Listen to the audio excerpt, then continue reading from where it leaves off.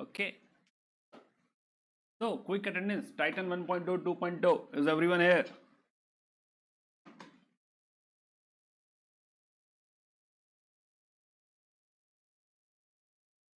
Yeah.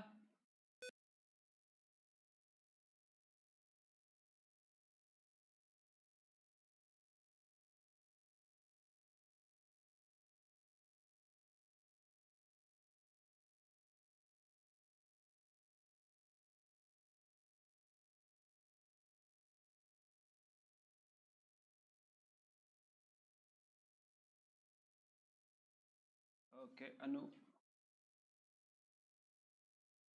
Okay, okay, okay. So, can I have a call out from 2.0? 2.0 Ajit Kumar is there. Okay, so 2.0 is there. Where is 1.0? Dibyanshu is also there from 2.0. Where is 1.0? Neha, okay.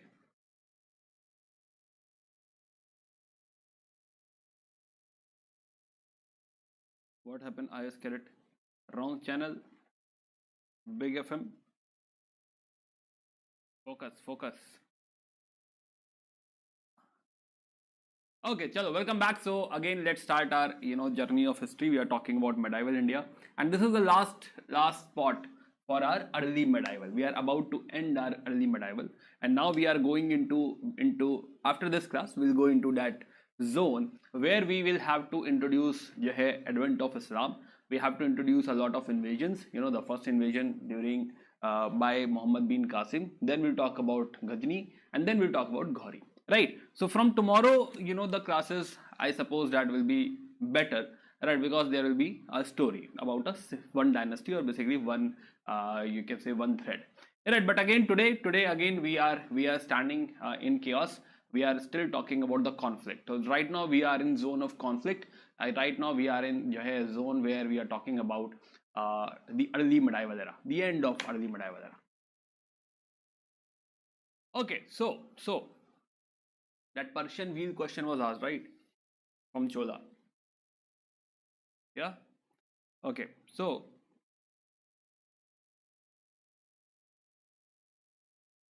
no. Chola Empire is important, one of the biggest empire, right? And if you remember Chola, we have seen questions from MCQ. Yeah, we have seen MCQs from Chola. Neha, where were you? We were talking about some invasion as well, no? Shailendra invasion, etc. Some MCQs were there. Yeah.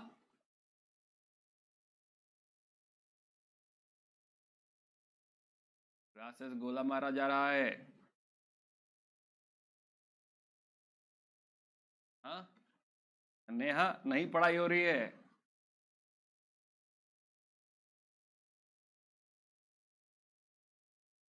Okay. Seems like it got stuck for few seconds. Okay, let's see if this continues.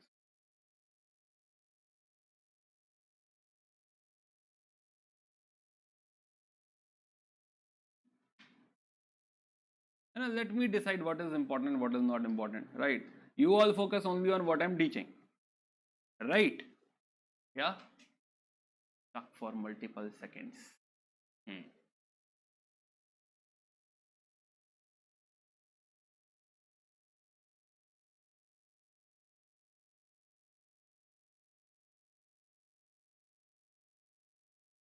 See, again, as I have previously stated, that first of all, till this point, or basically before last 2 3 years,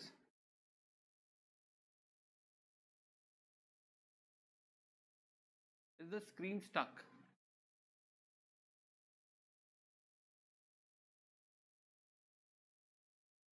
Is the screen stuck, or everything is fine? Guys, please confirm. Yeah, audio, video, all okay?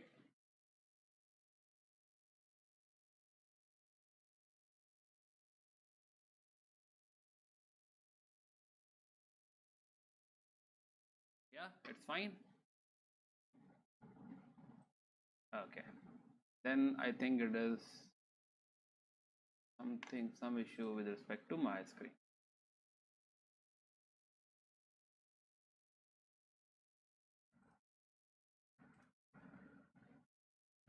Okay, great, great. Okay, so let's continue. So let's start our discussion again. So we were talking about, let's get back.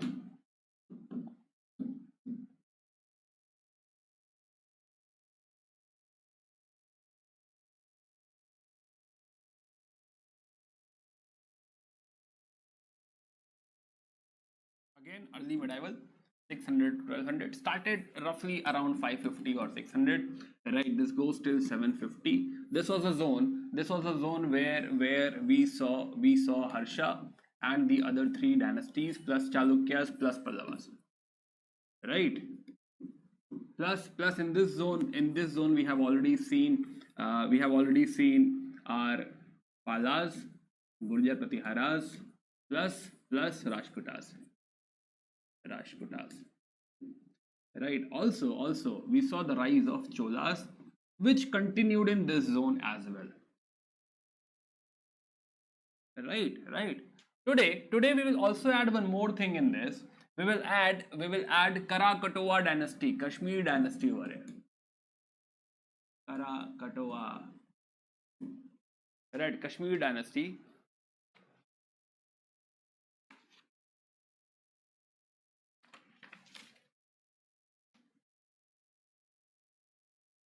right?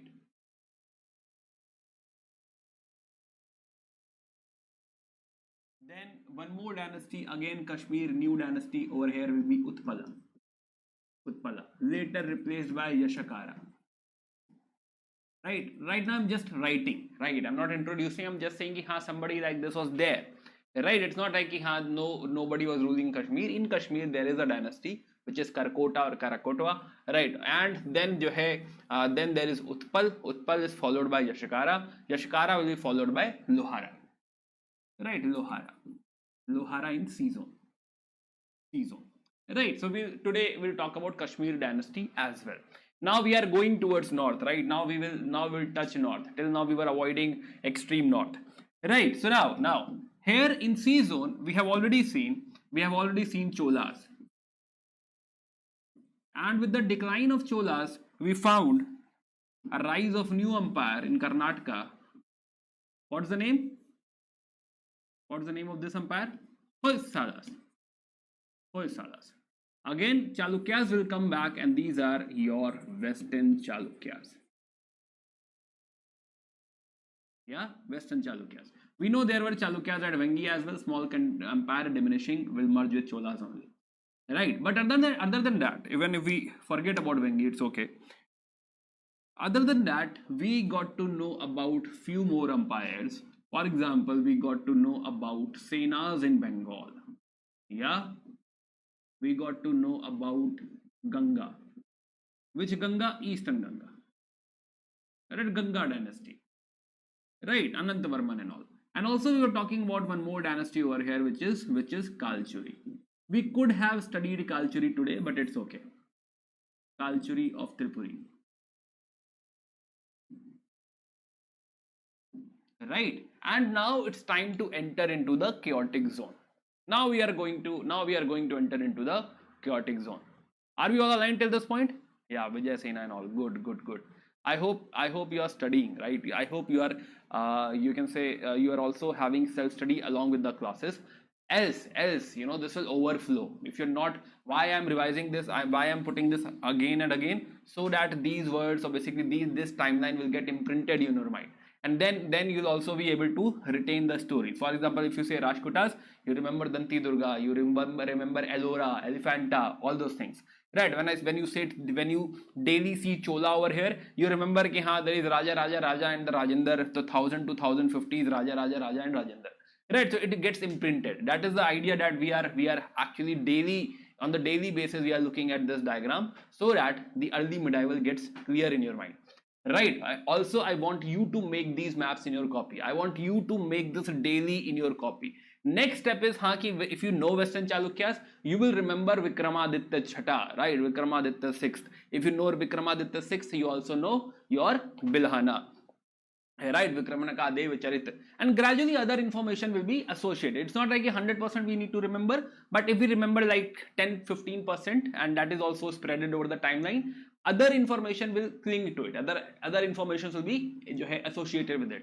So then we can logically come to the conclusion or logically reach the or attempt the MCQs. Okay, again, so this much we have already seen, and let's go beyond this.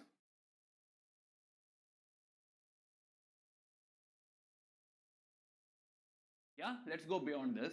So now we are entering into the zone of Rajputs. So these Gurjar Pratiharas, right? Once upon a time, there were Gurjar Pratiharas, right? There was a huge kingdom, Gurjar Pratiharas, and this will fragment into small kingdom. For example, in Gujarat we will have again some type of Chalukyas, but I'll not call it Chalukyas, I'll say Solanki. Right? Solanki, Anhil Pataka. Right? We'll see. Then towards Jaipur we will have a small kingdom of Chauhans or Chahwanas. Chauhans. Right? At Delhi we will have Tomar. At Kannauj we will have Gadwalas.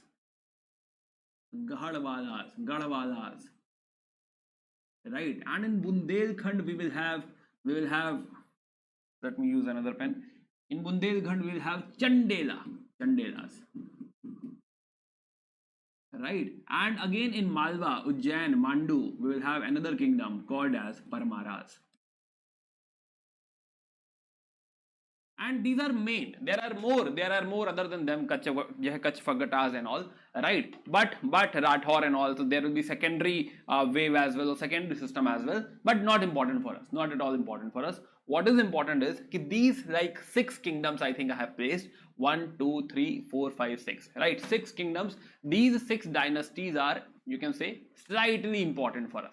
It is not like we are going to research on them, but we will try to get as much possible about these 6 territories. Reason because we know if somebody is coming from outside at this spot, which is Ghajini, and somebody again will come at this is Gauri. So Ghajini and Gauri, though we don't know them yet, but we know that somebody is approaching, Ghajini and Gauri. And that is the reason, if Ghajini is coming in, we need to understand the situation or the scenario in this place. When Gauri is coming in, we need to understand the scenario in this place. It also tells us that because there is a strong central empire missing over here, right? It is missing. We don't have a strong central empire at this point, right? That is the reason that somebody from outside, till the point we had Gurjar Pratiharas, they were able to stop them. Right? They were able to stop any kind of invasion. But now you see that this is basically a case of fragmented polity. This is a case of, you can say, weak polity, or basically political vacuum is also the right word.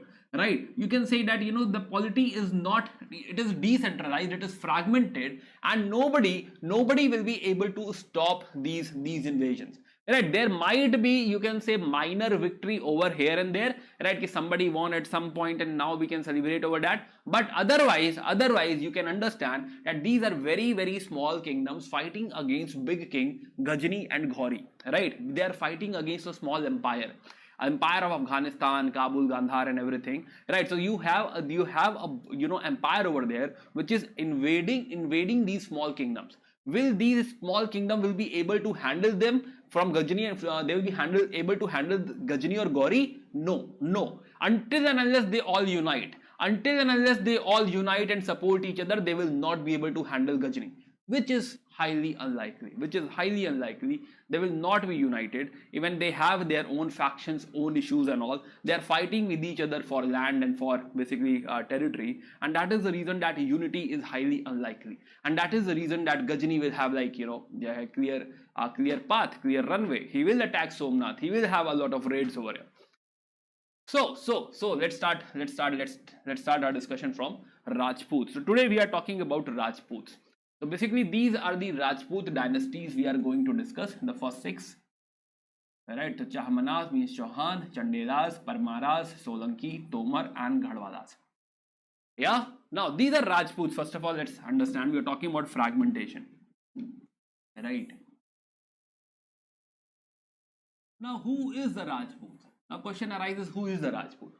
Now, first of all, we don't have a clear-cut answer कि who is exactly Rajput, right? है ना जो है with all due respect है ना, don't be offended. But there are a lot of theories about the origin of Rajput. Now, there is one of the theory which is a mythological theory or mythical theory which says that there is a concept of Agni Kula, right? Agni Kula. So what happened?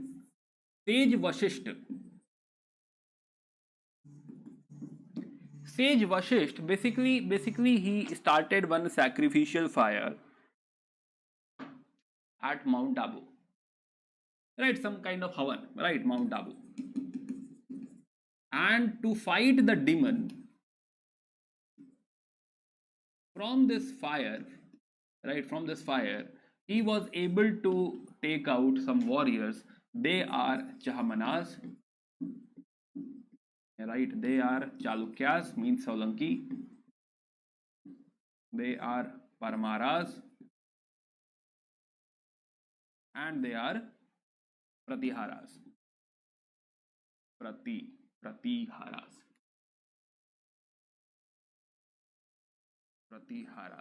Now this is highly debatable, also connected to, you know, though there is a very strong belief like this, right? But it is, since it is being assumed as mythological, right? We don't know, I don't know whether how much truth it has, but this might be true, might not be true.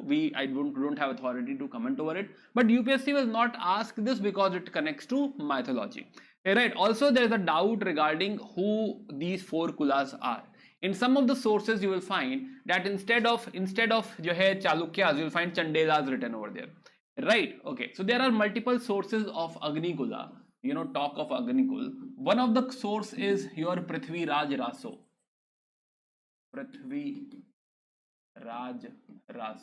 And what I have written is based upon Prithvi Raj Raso. And there are other sources as well. There's a temple on whose wall you find the mention of these kuls. Thus, Kumar Pal Charita. Kumar Pal Charita. Then Varna Ratnakar.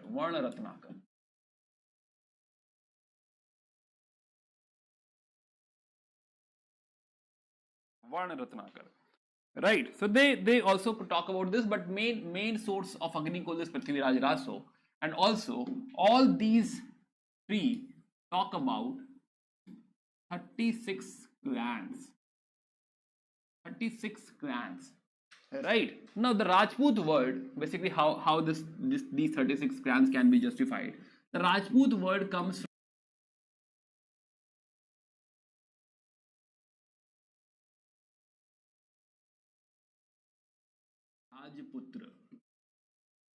Rajputra.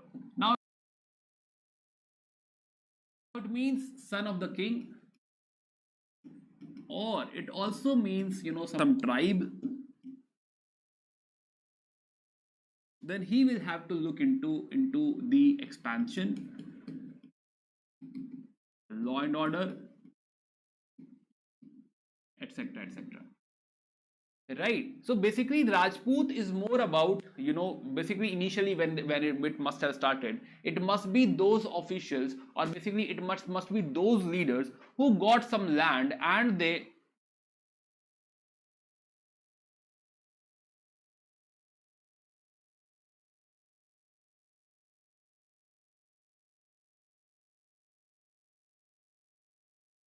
okay, sorry. Okay, focus, come back. So now, so basically we understand that these Rajputs will be you can say head of a small unit, right? And they will be like landowners, hereditary landowners. And from this strength, from this basically the ownership, their power will keep on rising. And from multiple, you can say, allotment, there will be so many allotment, but from those allotment, you can say few clans will become powerful, few groups will become powerful, right? So that's how Rajputs multiple clans would have emerged. Out of them Gurjar Pratihara became super powerful.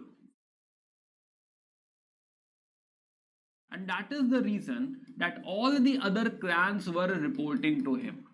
All the other clans were basically under, you can say, feudal under him.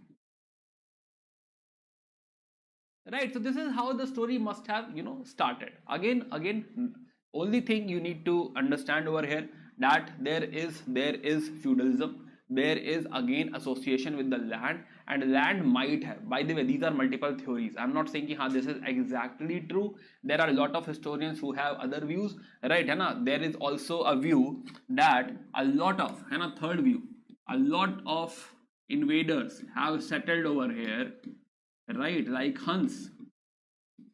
Yeah, a lot of invaders are settled over here, and they might have got prominence, right? So that might also have led to the rise of lot of clans, right? So multiple invaders came from outside and they got you can say power, and that's how they must have rose. This is more logical, right? This is more logical ki how these small, you can say, officials or leaders who got the land, small area, small territory under them, and they became powerful. So out of them, 36 out of these 36 clans which are mentioned, Gurjar Pratiharas, in the time of 750 to 1000, it became very powerful, and all the other clans were under him, under Gurjar Pratiharas. Right? They were feudal, they were feud under him. They were all reporting to Gurjar Pratihara. So this we have already seen. But after 1000, when we enter the age of conflict, right, chaotic zone, the Gurjar Pratiharas have declined. And now these feudal lords, these dynasties, now basically they are independent, and now they are asserting their own power.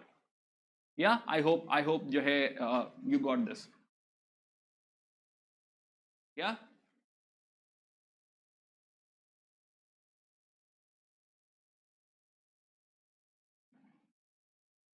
Still, like, suppose if we have Chauhan,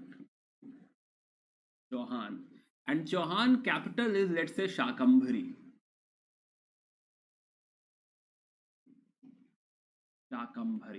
Right? So again, Chauhan, if this is the empire of Chauhan, they will still have a lot of small feudal lords. Right? Samant.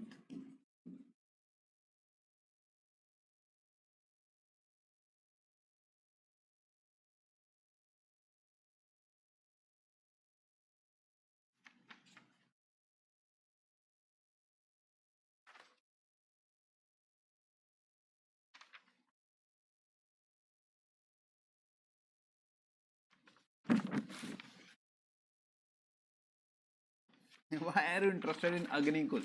It will not be asked. Right? I know curiosity is there, but it will not be asked. Okay, so we'll get back to Agnikul. Wait. Let's focus on what can be asked.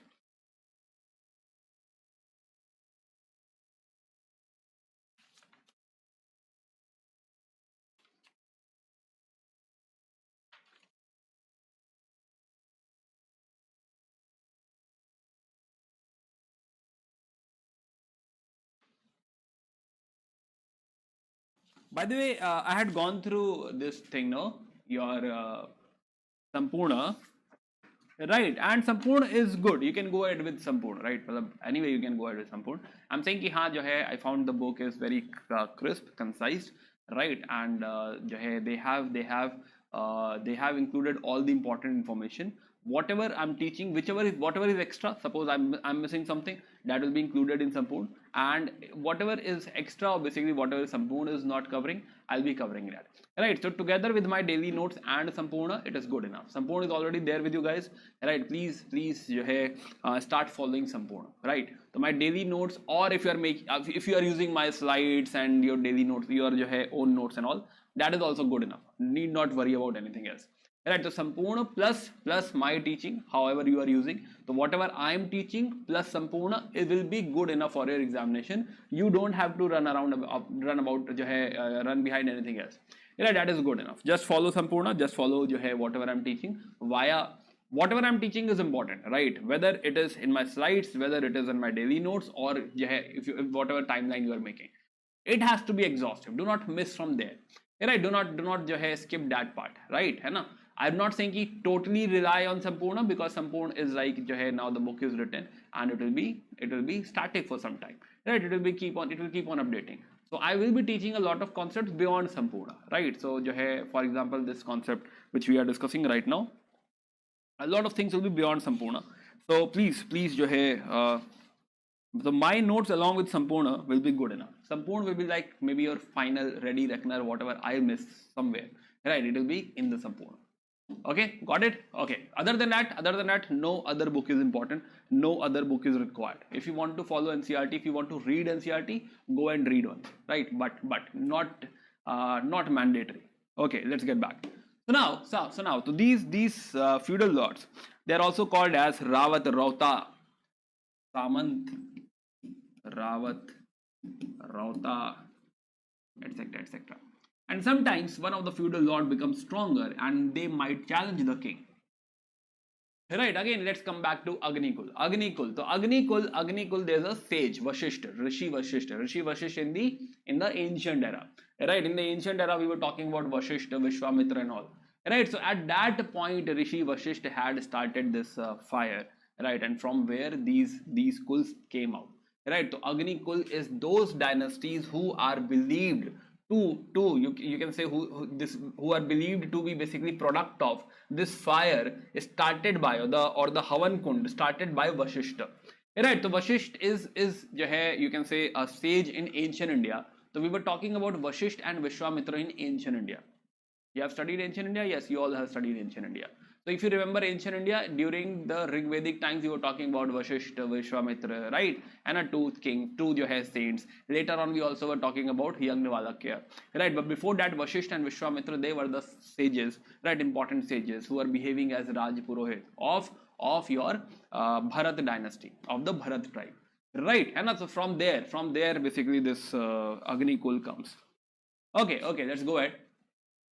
So now let's talk about various dynasties. So we are talking about Solankis, Parmar, Chauhan, Garhwal or Garhwalas, Tomar and Chandelas.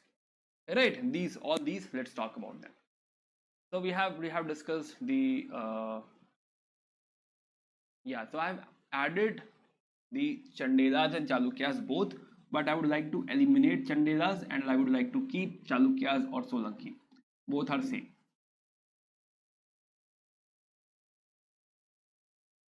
Right, both are same. Okay. So now we were discussing the rise. So we just discussed that this rise is attributed to their ownership of land. Right, their rise is attributed to expansion of agriculture.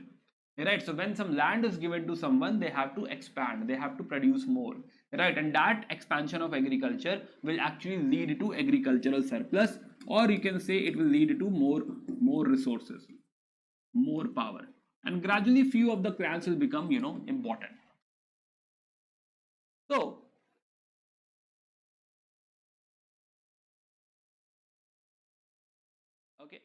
okay, plus we will also find that land grant is one thing. Yes, land grant is of course important, right? They have land and this is all based upon land only. Plus there will be sometimes there will be collaboration, sometimes there will be a lot of fights, but most of the time we are talking about feudalism. There will be a small tribe or small clan supporting the upper clan. Now again, one of the other element important over here is if we talk about Rajputs.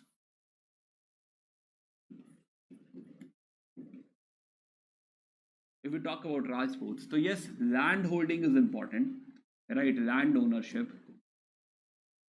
Another thing which is associated with them is military conquest.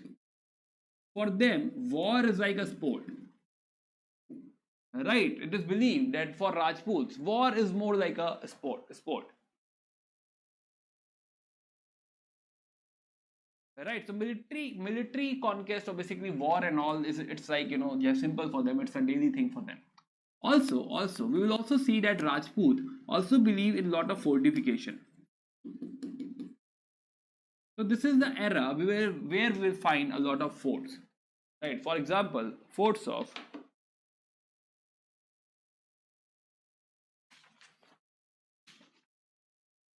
right? For example, forts of Mandor, fort of Mandor, right? Then Mandalgarh, Mandalgarh, Garh, right? Then fort of Nagaur, then fort of Achalgarh, then your Chittor is important. Chittor and Ranthambore. Ranthambore. So these are the famous forts associated with Rajput, right? They will be making very strong forts. They will be like, there are forts and they will be commonly surrounded by water bodies. They will be commonly surrounded by moats. Many of the times you'll also find that these forts are made on the hilly region to provide more security. So fortification is one thing, and this is somewhere associated with military conquest, right? Because they are so much into military conquest that they will have to defend themselves by a strong fort. So fortification is also one of the trait associated with the Rajputs. Okay, so let's now go into the dynasties. So traits and characteristics we have discussed. Let's talk about the dynasties now.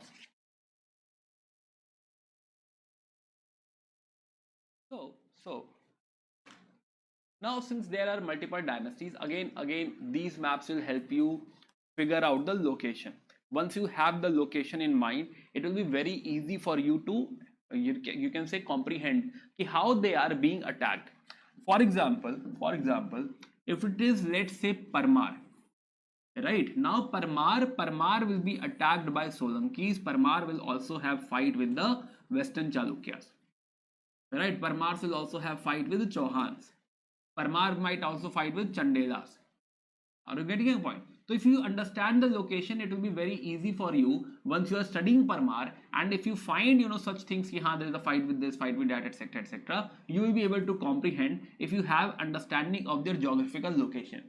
So first thing in your copy, please make this map where you write that Solankis are at Gujarat, Chauhan is close to Jaipur, Tomars are Delhi, Kannauj is Kannauj is Garhwalas, right? Then Parmar or Pawar are basically at Ujjain, Mandu, and Chandelas at Bundelgarh or your Khajuraho, right? Bundelgarh, Khajuraho, like that. And you already know Western Chalukyas, no issues. Right, Senas you have already seen, so yes, there will be Senas as well. There will be a small kingdom of Kalchuri as well. So if you have this understanding, you can understand who all will be fighting with who all. Yeah, again, it is not like if fighting is super important and we have to religiously understand that, but few wars will be definitely important, right? Somebody attacked somebody and destroyed everything, right? That kind of wars will be important. Otherwise, daily they will be fighting. So we are not going to chase all the fights, right? Yes, they are fighting, that is common. If they are neighbors, they have to fight. Okay, so there are various clans, so we have discussed this part. Let's go ahead. Let's start with Chahmanas of Shakambhari. So Shakambhari, technically this talks about Sambhar. So very close to Jaipur, there is a place called Sambhar. Right, and there is also a lake over here close to Sambhar, which is your Sambhar lake.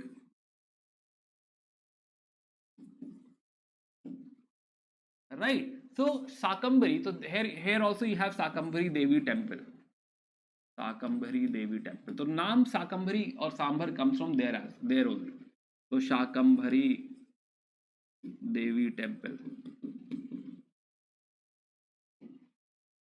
Yeah, it goes without saying that they were feudatories of Gurjar Pratiharas. Obviously, they were feudatories of Gurjar Pratiharas. Now you know the location. It is close to Jaipur, or basically the Jaipur area.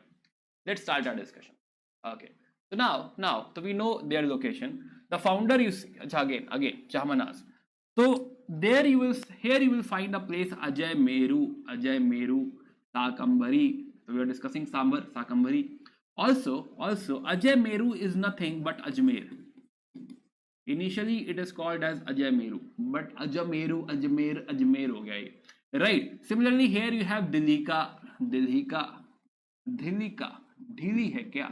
Dhilika, right? Dhilika, Tribhandapur, right? Okay, so now the important is Sakambari, Ajamiru, and Dhilika. Dhilika is nothing but Delhi, right? We'll get to know how. Okay, so so here the founder is your Simharaj, Simharaja. He is taking a title like Maharaja Dhiraj. Important for us? No, not important. Maharaja Dhiraj title is not important. It only says that there must be some Samant or Ronak below him. That is the only thing it means. Now again before the chaos comes to your copy, right? Let me make one thing very clear,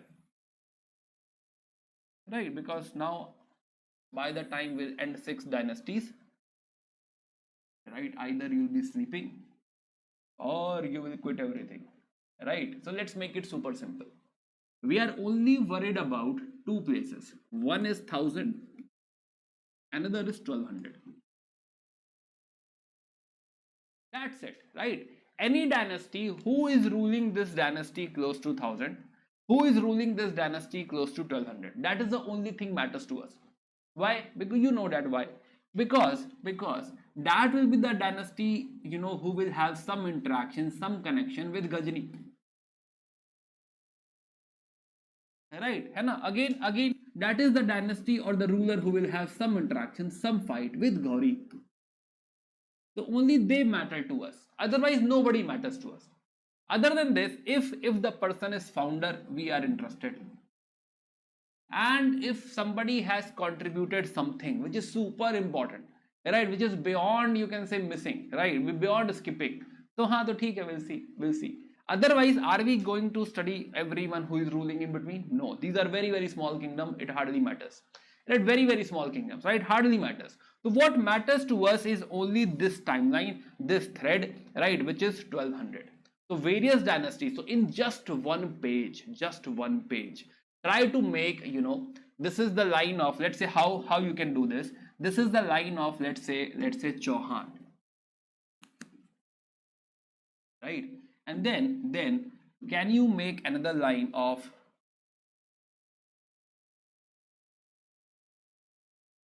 let's say Chandelas or Parmars?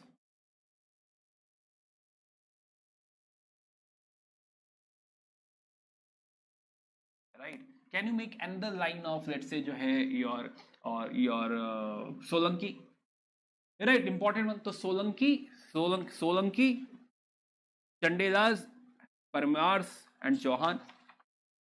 Tomar you can skip for now. Garhwalas you can skip for now. Right? Only 4. At least 4 you can place over here. In one copy, in one page, if you can do this, you will not only get to know who are interacting with Ghazni, you will also get to know the contemporaries with each other, right? Who are fighting with each other. The life will be sorted, right? It will become very simple. Otherwise, you will be chasing around everybody, chasing behind every ruler, ki how it is happening, how that is happening, right? So please just make one page like this, right? 1000 BC to 1200. This is the timeline and the parallel threads of each dynasty. That will be super helpful. If you can do that, your life will be easier. Okay. Currently, for me, I'll go with one thread in one page. But for you, you have to make all the threads in one page. Right? I told you the trick, and right, if you do that, this chapter will become super simple for you. Okay. So now, the founder. We are talking about founder. So founder, you see, we saw Simharaj. So founder Chauhan. We are talking about Chauhan dynasty. Founder is Simharaja. Right? Again. Simharaja, I'm adding. Simharaja is 944 to 971. Right? Roughly, if I put an arrow like this, this is good enough. Exact year, not important. Right? So Simharaja is the founder. Any other contribution? No other contribution. Leave it. Right? Vigraha Raja is fighting Mool Raj. Also, it is very close to our thousand jo hai, line. But again, let's write Vigraha Raja. So second king, important, Vigraha Raja. Cross 1000, not yet. Now here we can add more information. we can talk about he is fighting Moolraj. Now who is Moolraj? We'll look at that later. Right, plus he also got Chittor. What else? What else? He has invaded Gujarat. Right, so Chittor, he has invaded Gujarat. Though even if we skip that, it's okay. But yes, versus Gujarat as well. So Vigraha Raja, some prominence, some you can say power, coming with the dynasty, and it looks important to us. Yes, important to us. Mool Raja one, Vigraha Raja. Right. Other than that, you see, after Vigraha Raja, yeah, hardly anybody at 1000. Yani nobody matters at 1000. Right. No contribution, nothing. Who matters is Ajay Raj 2, which is close to 1100. Again, come back to your timeline. Can we mark this spot as 1100? Yeah, can I mark Ajay Raj over here? Ajay Raja. Right, Ajay Raj. Now Ajay Raja, why are we talking about Ajay Raja? Because he is the founder of Ajay Meru.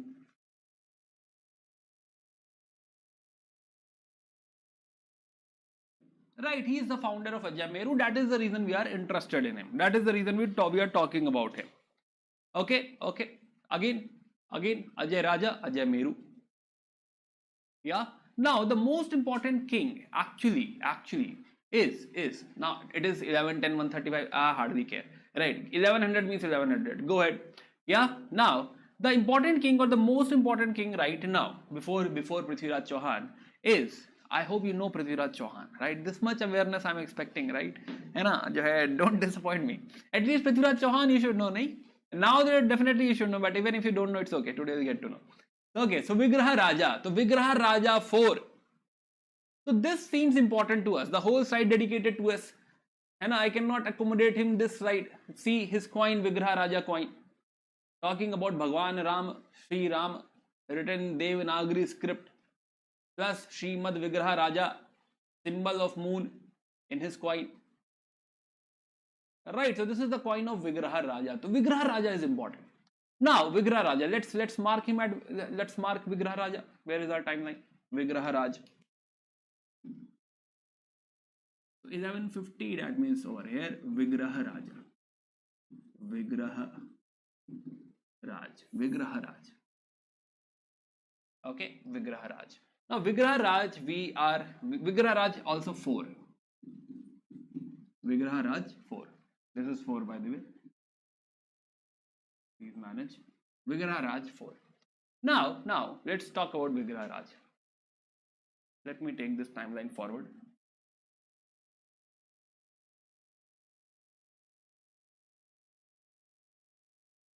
Okay. So now, to Vigraha Raj, do you remember Tomars? Tomars are at which place? Delhi, right? And this is right now we are talking about Jaipur. So Jaipur to Delhi, right? To Delhi. So he has defeated Tomars at Delhi. So first thing you need to write about him is Tomars at Delhi. So versus Tomar at Delhi. One thing. Versus Tomars defeated. Delhi defeated. And Tomar will become his feudal lord. Right, Tomar will still report to him. Tomar, he is not removing Tomars, he will still report to him. Plus, he is also expanding. He has expanded towards Punjab. He is expanded towards Gujarat. So from Shivalik hills to Udaipur, from till Rajasthan, he is ruling. Right, so Vigraha Raja is creating a big kingdom. You can say that now it is like now we are creating the peak of Chauhans. Right, and a big kingdom now. Plus now this is the point where capital will be moved from Shakambhari to Ajmer. So one thing I'm adding is expansion.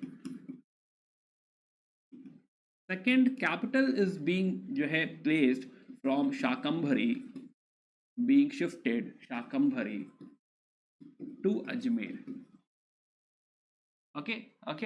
This is all just order for MCQ. Plus because he's expanding, so yeah, there will be fight with Parmars as well. Parmars are the neighbors at Ujjain. Yes, so yeah, the Parmar to fight with Parmars versus Parmar. Right now it will not make sense, but let me say Bhoj to fight with Bhoja. Yeah, plus he patronized literature and he himself is a writer. So Hari Keli Natak. So himself wrote a play, Hari Keli Natak. Hari Keli Natak. So Vigrah Raj is important in Chauhan. Okay, we got to know about him. Plus, he during his time, this Bisal Dev temple got constructed. That is one part. Bisal Dev temple, right? है ना, dedicated to Bhagwan Shiv. Second, he also constructed one structure which later became Adhai Deen ka Jhopda. Right. So Bisal Dev temple, one thing.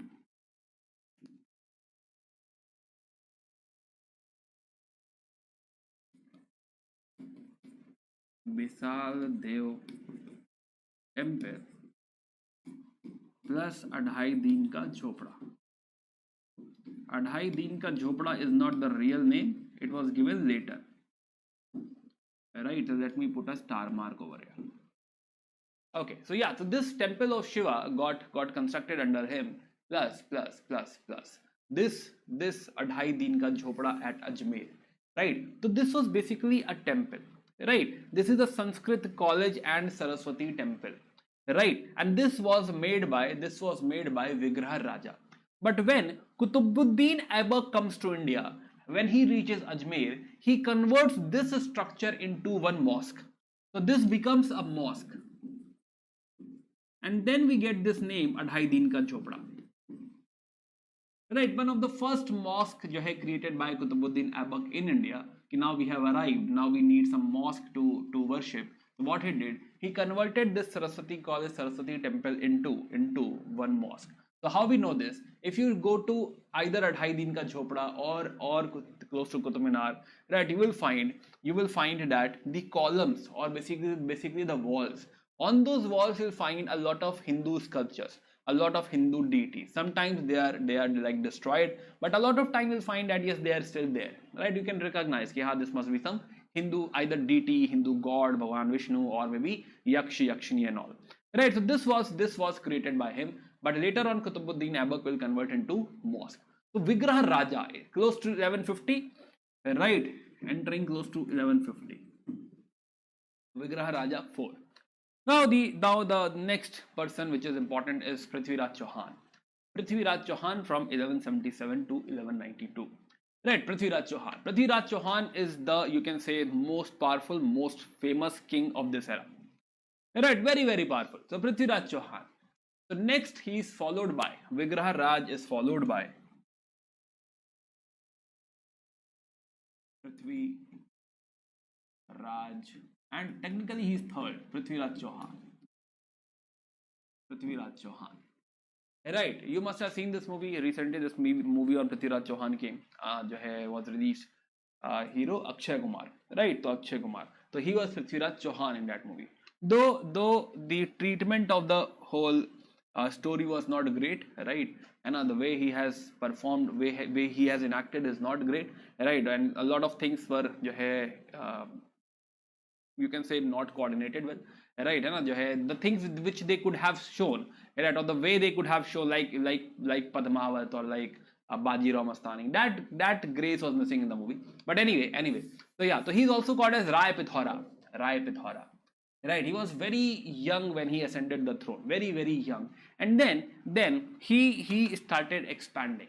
Right, now he started expanding. So you can write it again there itself. So he expanded into Chandelas. So versus Chandela, reach their capital Mahoba. So I'm adding it here. Versus Chandela. Reached Mahoba, to ransack their capital Mahoba. Also there are famous warrior Ulha and Adal. They were basically fighting in this battle only, right? Ulha and Adal from Chandela, right? Chandela. Plus he also fought Bhima too. Bhima. Do you know Bhima? Okay, we'll see. Okay, so Bhima Chalukya. So Chalukya of Gujarat. Where's the timeline? Versus Bhima.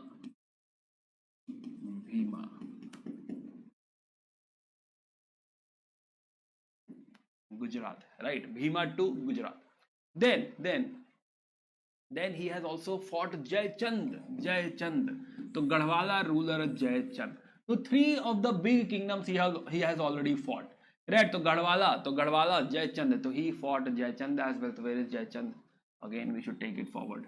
Jai Chand. And what is most important is versus Mahmud of Ghori. Right, Mahmud of Ghori. That's the biggest fight जो है he had. The Battle of Tarain. Battle of Tarain. The Battle of Tarain, if you see,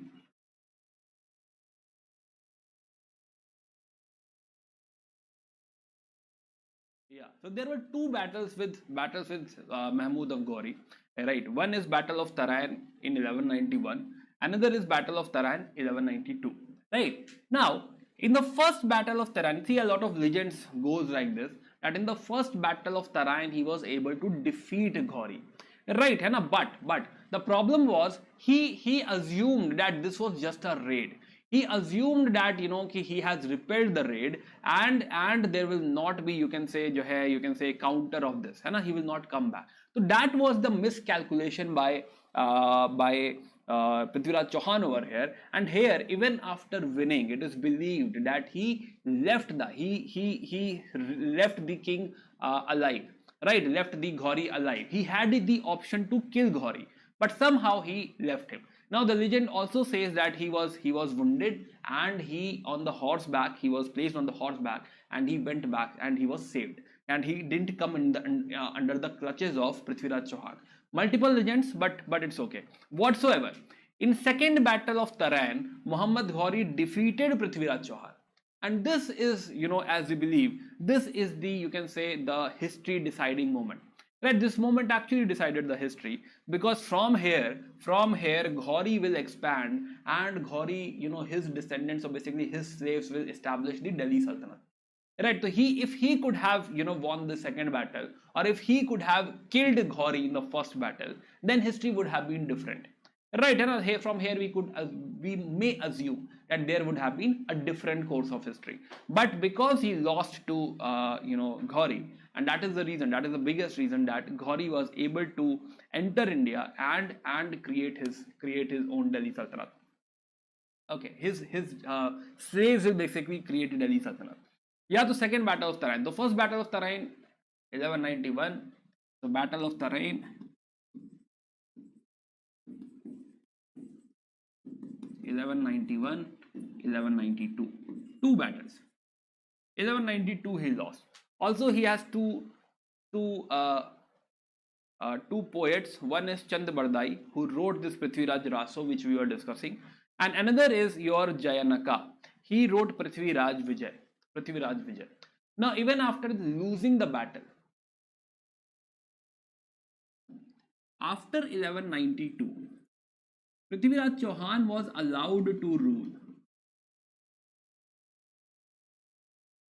as a feudatory of Ghori. This is one of the you can say course of history. We believe in this because there are coins found. Coins have names of Prithviraj Chauhan and Ghori both. Right? Plus, later on he revolted, and then he was assassinated or executed by Ghori. And another story is as per Prithviraj Raso, where he was captured and he was blinded, and then you must have seen the movie. Okay, again, let's get back. So after this fiasco, after this battle of Tarain, what happened? Ghori placed Govinda. Right, now this is not important, just hear me out. Govinda is the son of Prithviraj Chauhan. So he will place the son of Prithviraj Chauhan on the throne of Ajmer. Right, ki haan, now you become my feudatory. Right, you will be ruling under me. Right, so Govinda was placed over here. But brother of Prithviraj Chauhan, right, Prithviraj is Hari Raja. right? And Hari Raj is angry. Hari Raj is like, no, we cannot accept the suzerainty of, we cannot accept the lordship of Muhammad Gauri, and we need to revolt, right? So he will banish Govinda, he will remove Govinda, and he will regain Ajmer. He will fight again, and he will get Ajmer back, right? But Qutbuddin Aibak, who is the slave of Ghori, one of the general of Ghori, he will get the Ajmer back. He will get the control back. Later on, when your Khalib Ali comes, sorry, not Khalib Ali, his name is Alauddin Khalji. So Alauddin Khalji, so when Alauddin Khalji comes, right, he will completely capture the Ajmer. So complete capturing will be by Alauddin Khalji, but here Ajmer control was taken over by Qutbuddin Aibak. So after Prithviraj Chauhan, there is some, you can say, chaos for some time. Right, Govinda was placed, removed by Hari Raja, brother of Gauri. But again, general of Gauri, that is Qutbuddin Aibak, he will defeat him and he will take the kingdom back. Now, who is Qutbuddin Aibak? Who is Alauddin Khalji? They will come. They will come in due course. Okay, so we are done with Chauhan. I think they were the biggest players. So we have discussed Chauhans now. Right? Are we all aligned till this point? Chauhans done.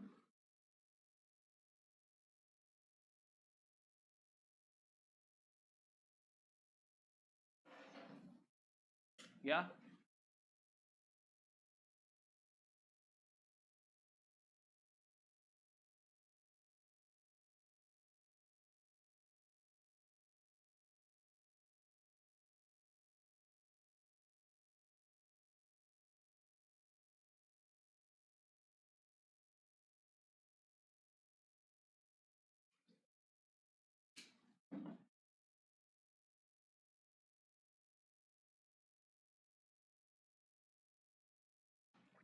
Okay, let's move to another dynasty, which is Chandelas. Chandelas of Bundelkhand. Right, है ना? First of all, mark in your map where is Bundelkhand. Right, it is basically Jhansi, Sagar, Khajuraho.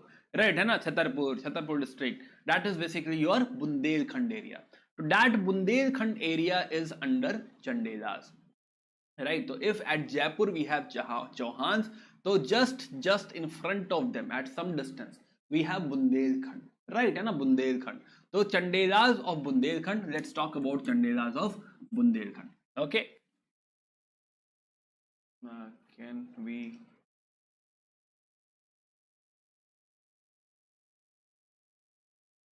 By the way, medieval history lectures are in medieval history block.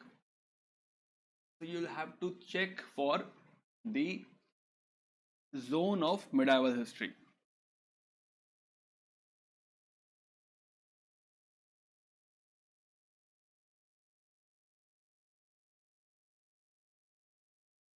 So we will come to that, and we'll come to जो है अढ़ाई दिन का झोपड़ा again, right? अच्छा, okay. One more thing जो है I wanted to add over here. अच्छा, we'll add that discussion, Sanyogita discussion, where we'll come back to Muhammad Ghori. Right, right now we are going through Rajput and all. So we'll come back to our discussion, right? We'll cover there. And remind me there, we'll have that discussion of Sanyogita and Jaichand and all. Yeah, okay. Abhishek Patil, we'll have that discussion. Okay, so Chandelas of Bundelkhand. So see, again Bundelkhand, one of the most important center over here is Khajurvahaka, Kalanjad, Fort Kalanjad, Kannauj also they have, at some point, they also have captured Kannauj. They have Ahi Chhatra we have seen even in your ancient India. Right, है ना? Some जो है the Okre sites and all, right? जो है Okre OCP sites, so Ahi Chhatra and all, Mithila. Right, so again a big kingdom. The maximum, you can say, the max of the maximum extent of the kingdom is big, right? It is going into Kannauj. Kannauj is technically the reign of Gadwalas. So they are even intruding or interfering in the Gadwalas, right? Plus they are extending towards Senas as well, Bengal as well. Understood? Let's talk about these this dynasty. So yeah, so initially again they were also the feudatories of Gurjar Pratiharas. We know this. Also, we should not place them in Agnikul. We should place them as a moon dynasty. Right, Chandravanshi, moon dynasty. They are Chandravanshi, lunar dynasty.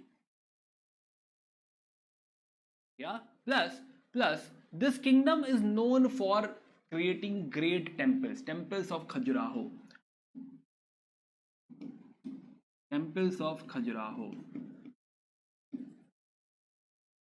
Yeah, so this place is known for temples. So Yashovarman made Lakshman temple, right? I don't care who is Yashovarman, right? है ना जो है Yashovarman or Dhanga or Vidyadhar. But please remember this. This match the column can be asked. Very important temples: Yashovarman Lakshman temple, Dhanga Vishwanath temple, Vidyadhar Kandariya Mahadev temple. Kandariya Mahadev temple is the classic example of the Nagara style. Now again come back. So we were discussing yesterday as well. We were talking about that Nagara style which started in Gupta era. We saw its follow up in Maru Gurjara, and this was in your B zone.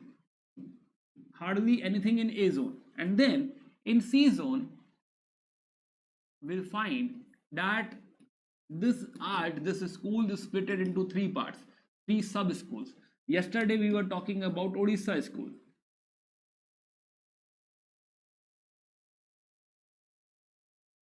And now we will see third school, that is Khajuraho. Sorry, second school, that is Khajuraho. Third is under Solanki. Yeah, so this we have seen yesterday where we were talking about Puri Jagannath temple, where we were talking about Konark Jagannath temple, white pagoda, black pagoda, Jagannath temple. Today we'll see at Khajuraho. So these three important temples made by them. Let's see how this happens. Other than that, they also have made forts like Kalinjar forts. Palaces are famous, right? A lot of water bodies also they will make. Yeah, so Kalinjar is famous. Also, capital is Mahotsav Nagar, and called as Mahoba. Technically, it is Mahotsav Nagar, famous as Mahoba. Right, so capital. So please write capital as well. So now, let's make the timeline again. You have to make it in the same page. I will be using a separate slide. Again 1000, 1200.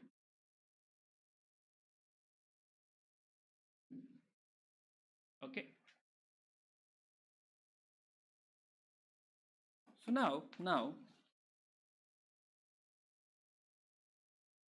so here the founder is technically close to 830. Name is Nannuka.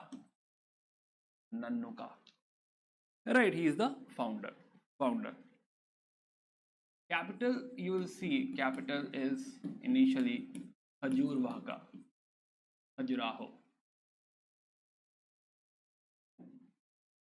So Nannuka. Also after them there are two rulers, Jaya Shakti and Vijaya Shakti.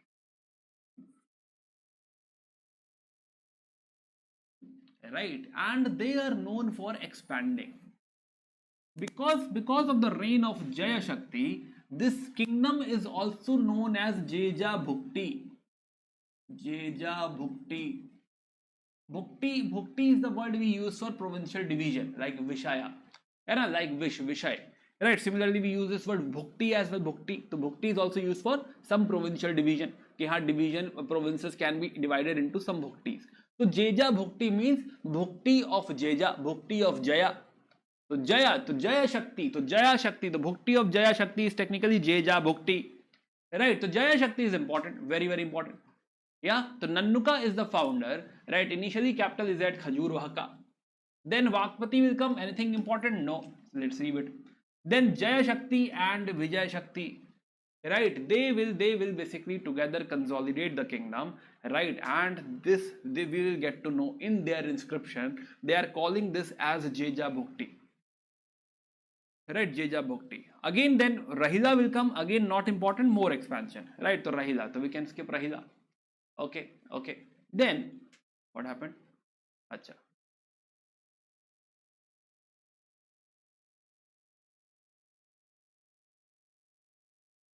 Okay, so Nannuka, Vijaya Shakti. Okay, then Sri Harsha. Sri Harsha is helping. See, if you want to write Sri Harsha, you can, but not very important, because Sri Harsha till 905 he is helping your Mahipala, the Pratiharas, right? The Pratiharas till 1000 are still there, Pratiharas still exist, and the Pratiharas will be above them, right? They are still, you can say, they are still supporting Pratiharas, they are still helping Pratiharas, they are not completely autonomous, they are not completely independent, right? And because they are going strong, so you can say as a feudal lord they must have got some autonomy, but are they independent, completely independent? No, they are not, right? So now here you will find that Sri Harsha is helping Pratihara. Why? Because some warrior, Indra 3, now Indra 3, Krishna 3, we know they are all invaders, not invaders from outside, but we know that Rajputas are warrior, and they have defeated Pratiharas, right? So after Indra 3 invasion, he is helping him out कि भाई कुछ हुआ तो नहीं, all okay. Yeah, so that kind of discussion they are having. Important? Not very important. If you want, you can note it down in your timeline. Right now we have not reached 100 yet. We are still close to 900 only, 905, 925. Right now, see Yashovarman. So now as we are approaching towards 1000, 925 to 950, now they are basically, we are saying it practically independent, right? Now you believe they are like independent only. Understood? They have built a fortress at Kalinjara. So Kalinjara we saw. So now they built a fortress. Can we write this? Yashovarman? Yes, Yashovarman we can write. Yashovarman.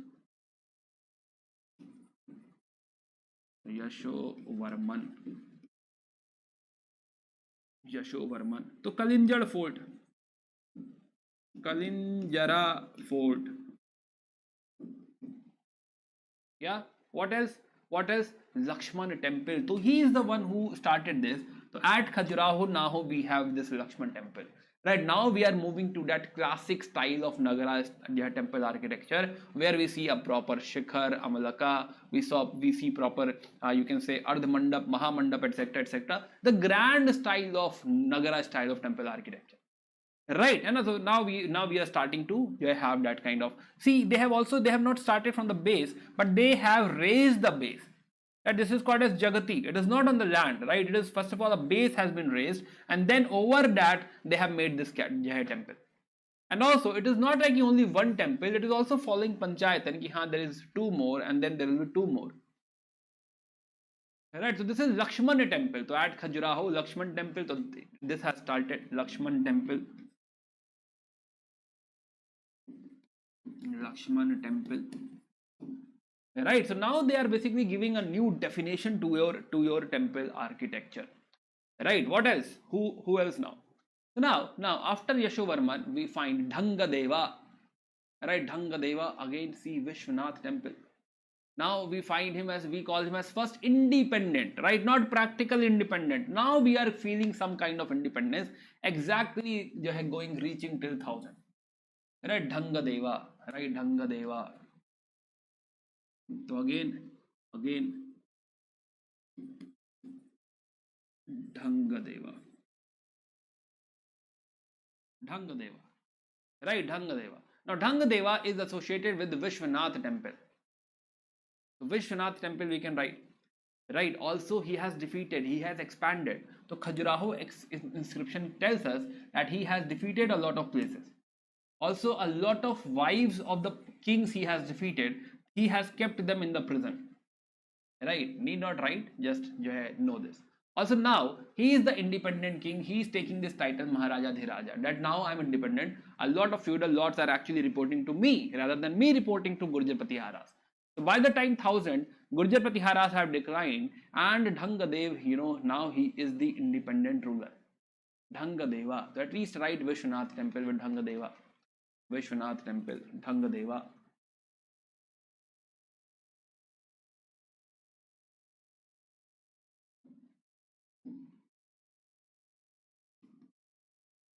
Vishwanath temple, Vishwanath temple. Also, next comes your Vidyadhar. Vidyadhar you must have seen somewhere, right? Okay. So now you see that the last Pratihara, not exactly last, but yes, this Pratihara King Rajpal, he fled from because of the attack of Gajni, right? And he is the one, he is the Vidyadhar.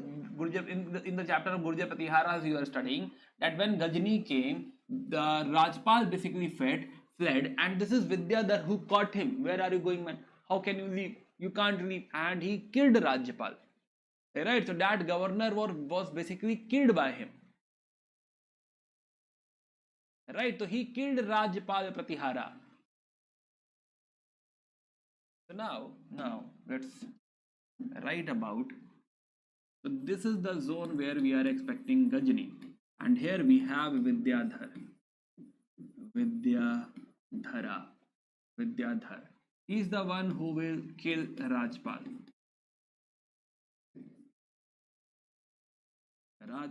And this story we have seen. This is because of Gajni. But the story does not stop over here. Then he was attacked by Gajni. Right? He was also facing Gajni now. Where is he? Yeah. So he was attacked by Gajni, and he had to pay tribute. Right? He also had to pay tribute to Gajni. So this also we can add. He paid tribute to Gajni.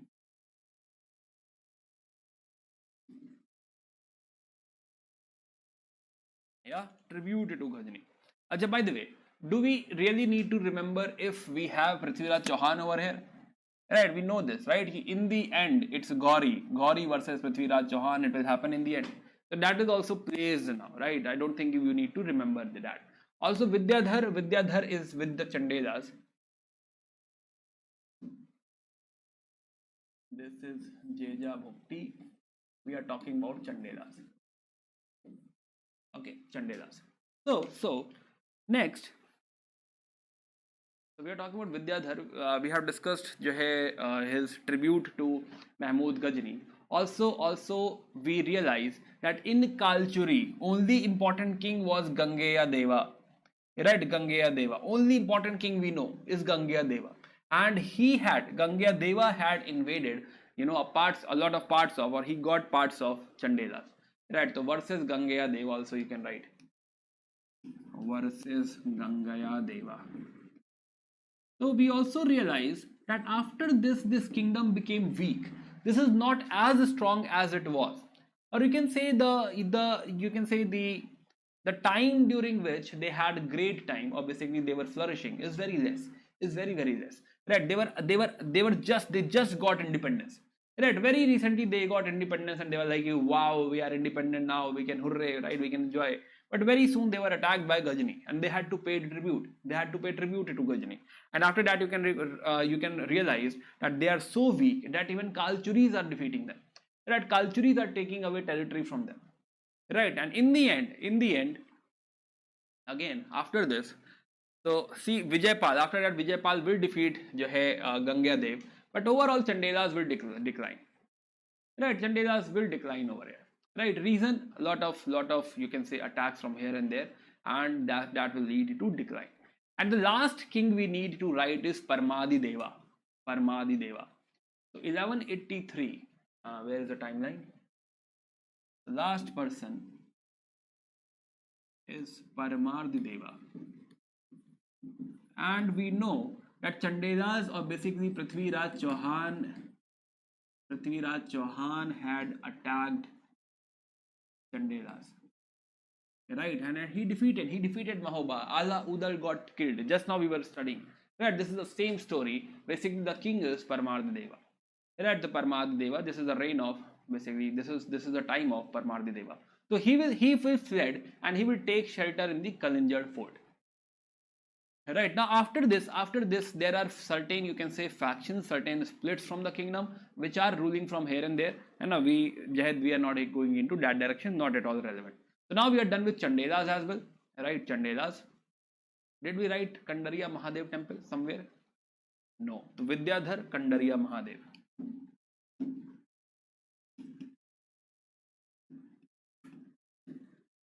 Kandariya Mahadeva. Can Chandela provide any resistance to Ghazni? We understand what happened when Gauri came. we also understand that they are not the one who can provide any resistance to Ghajini, because they were already defeated by Prithviraj Chauhan. Yeah, so now we have completed these two kingdoms. Let's move ahead. Let's talk about Parmaras of Malwa. Are we all aligned till this point?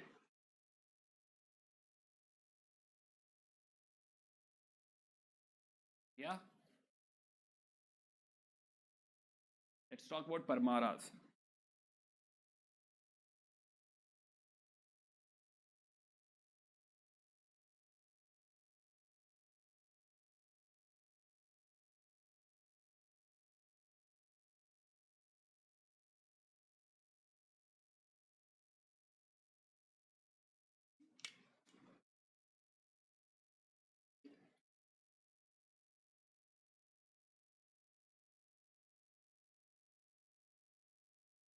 Are you all following this? Two lines, one page.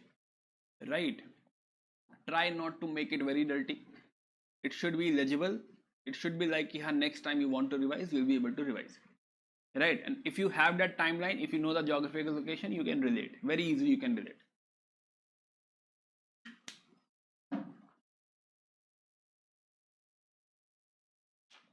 Now, let's talk about Solankis now. Solankis. Chalukya, oh, sorry, no, Parmars of Malwa. Sorry, no, before that, before Solanki, let's talk about Parmara kingdom. Now, Parmara kingdom is somewhere in between. Right, somewhere in between. Somewhere Ujjain, Dhar. They're very close to Dhar is Mandu. Mandu.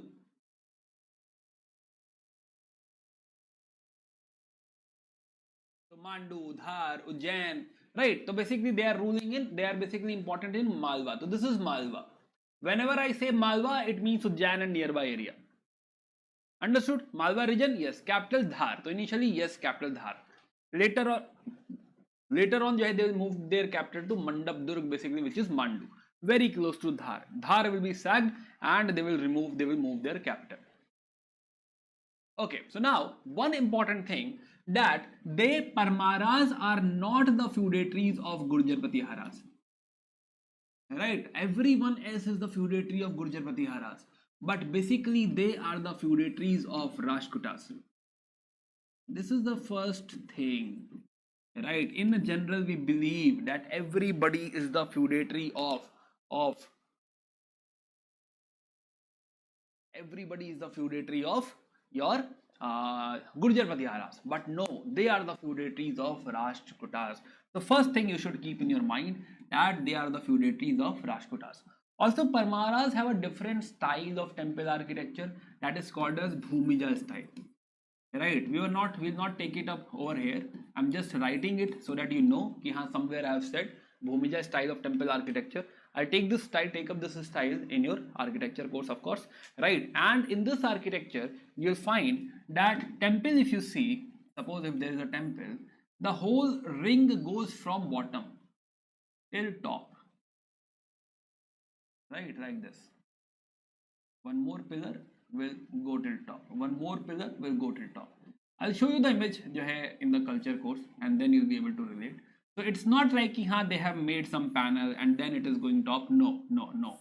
It is like those rings are basically, you know, those rings are continuing till the bottom of the जो है bottom of the temple. Right, okay, let's get back. The Bhumija style of temple architecture is associated with Parmars. Okay, so now as we see, they are in the center, right? And you have seen that game, you know, you close the eyes of a person and he is in the center of all the 4-5, you know, friends, and then they have to, you know, कि किसने मारा, right? And the person is like कि हाँ तुमने मारा, you know, something like that. Yeah, so that is happening over here. कि one side they have Chauhan, right? Then they have Western Chalukyas, they have Chandelas, they have Solankis, right? Then they have Gadwalas and all. So this will go on, right? Kisne mara, of course they will have to fight everyone, right? So they are the feudatories of Rajputas, and they will have struggle with the Chalukyas of Gujarat, Chalukyas of Kalyani, Kalchuris of Tripuri, Chandelas, the Jeja Bhukti, everyone. By the way, Jeja Bhukti, I remember, just a second. Where is that?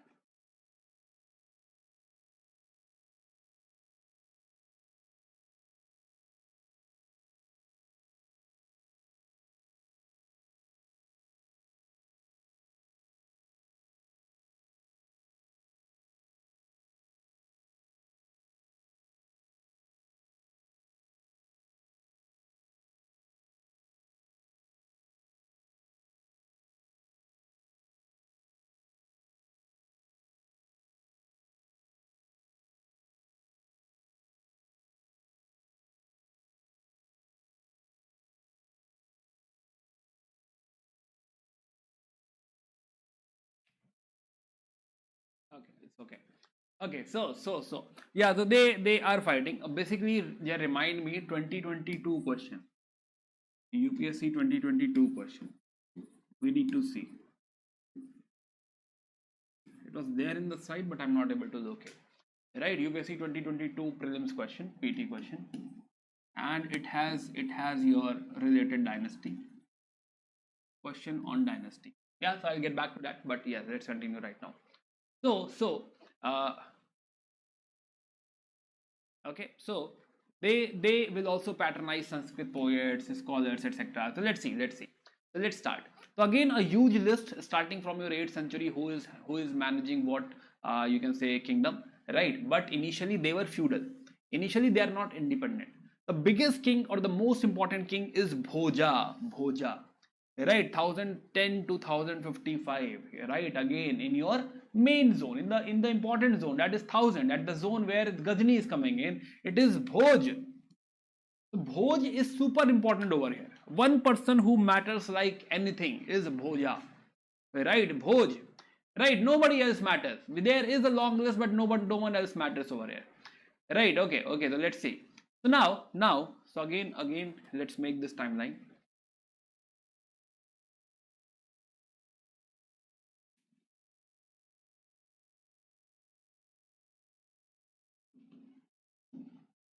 Now, if you see initial kings, if you see initially, if we are talking about Parmaras. So initially we have Upendra Krishna Raja, right. He was made ruler by the Rashtrakuta Govinda III.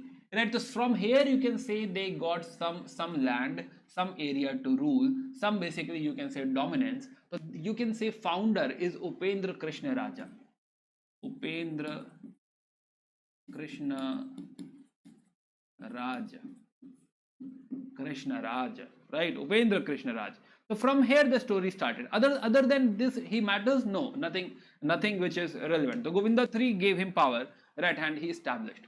Then you see Siyaka or Harsha, right? He is the one who will defeat Rashtrakuta king. He will sack Manya Khet, and now he is independent. So from here story starts. Close to 950 under Siyaka or Harsha, who has defeated your Rajputas, and now they are independent. He has sacked Manya Khet.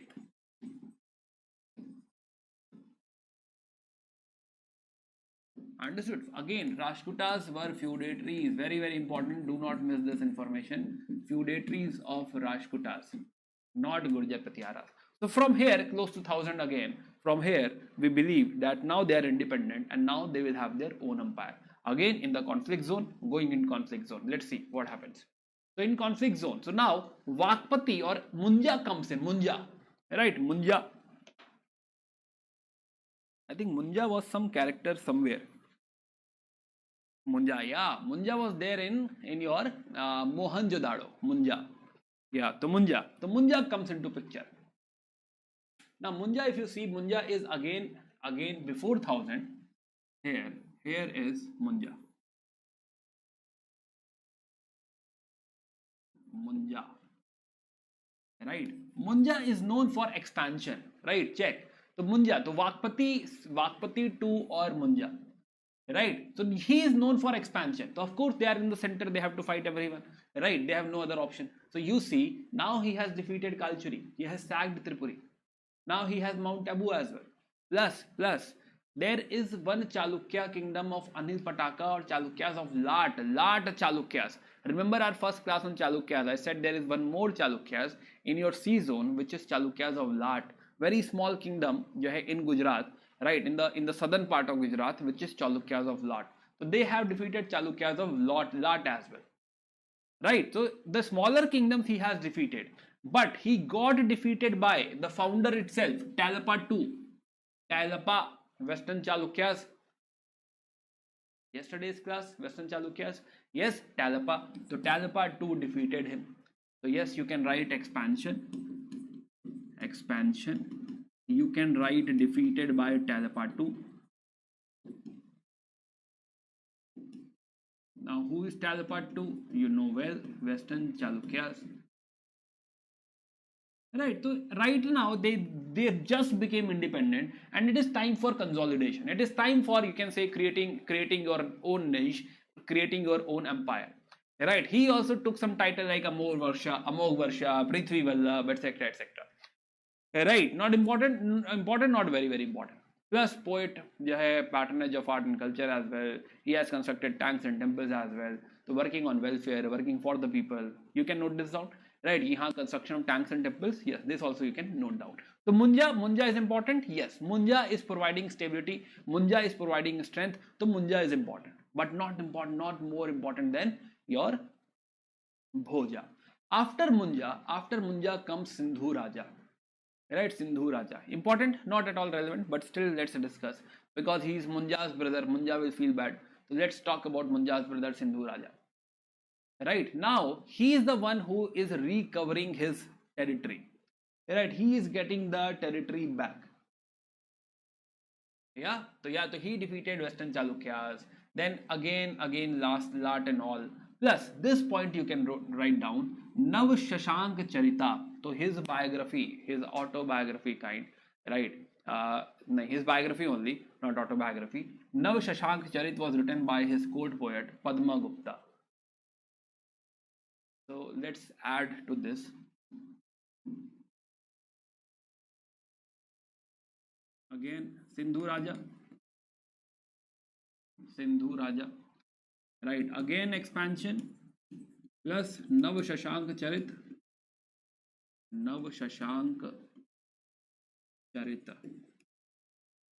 by Nav Shashank Charit by Padma Gupta.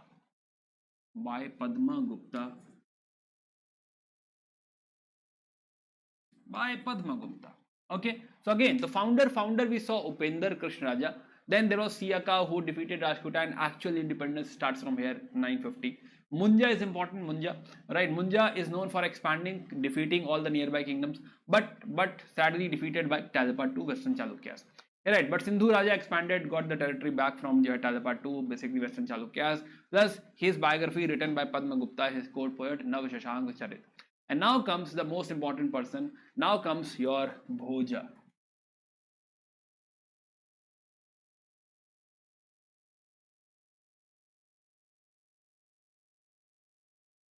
So now comes Bhoja.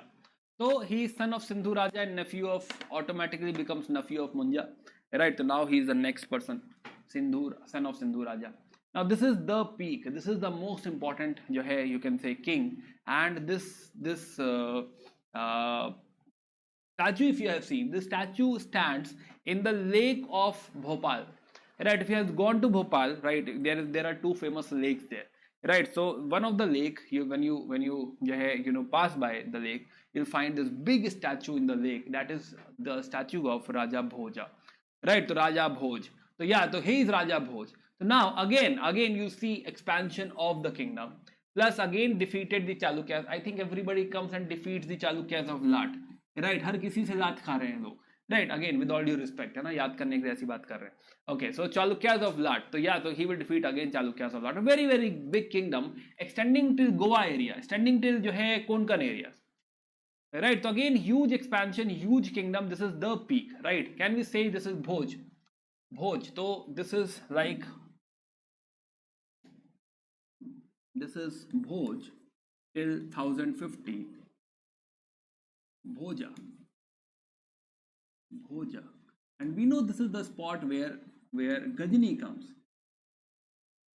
Yeah, the Bhoja. Again we say, we can assume that this is peak of the empire. Again we find expansion in this reign, right? Bhoja plus okay, yeah, again his eastward expansion is being checked by Vidyadhar Chandela. We know that this is the time of Vidyadhar. Right, Vidyadhar is the same person who will kill Pratihara Rajyapal. Right, so he will defeat, or basically he will check Bhoj, and his expansion will be stopped by Chandelas. Makes sense as well, right? They are at the right place, so they will stop them. Plus he also defeated Chauhan of Shakambari. Right, so he is expanding, he is defeating. So you can write like versus Chauhan versus Chandela. You can write like checked, but you should know what. Then versus Chauhan. Chauhan were defeated. Okay, what else? What else? Then he is taking title of Parameshwar Param Bhattarka.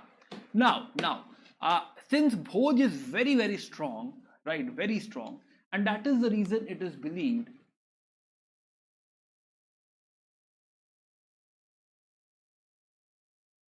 Yeah, it is believed that your Muhammad Ghazni or Ghazni, Mahmud of Ghazni, right? Mahmud of Ghazni will avoid coming towards Bhoj.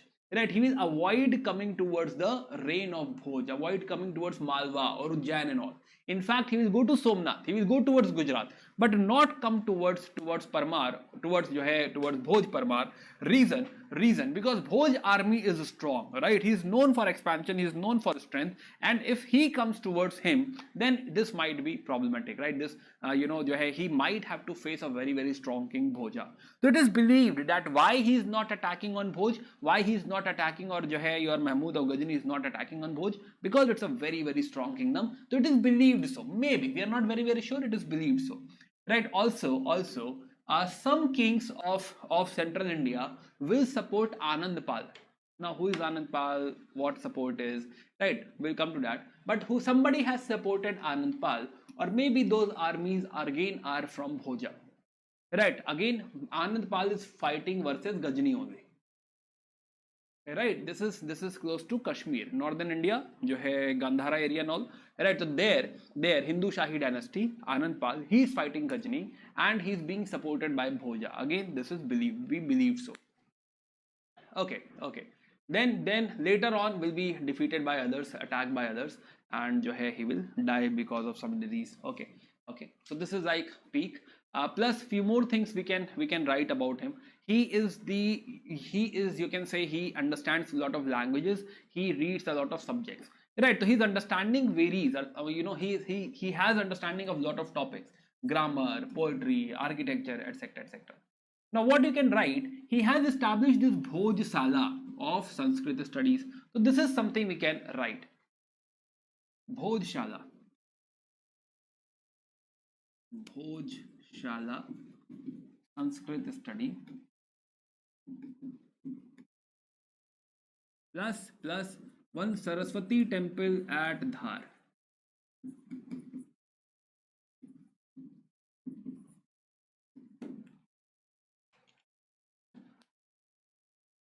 Yeah, Saraswati temple at Dhar. So these two things you can write. Also Bhojpur you can write Bhojeshwar temple, 3 dams. So Bhojpur, Bhojeshwar temple, 3 dams. Right, as much possible, please add at this page only. So Bhojpur, Bhojeshwar temple,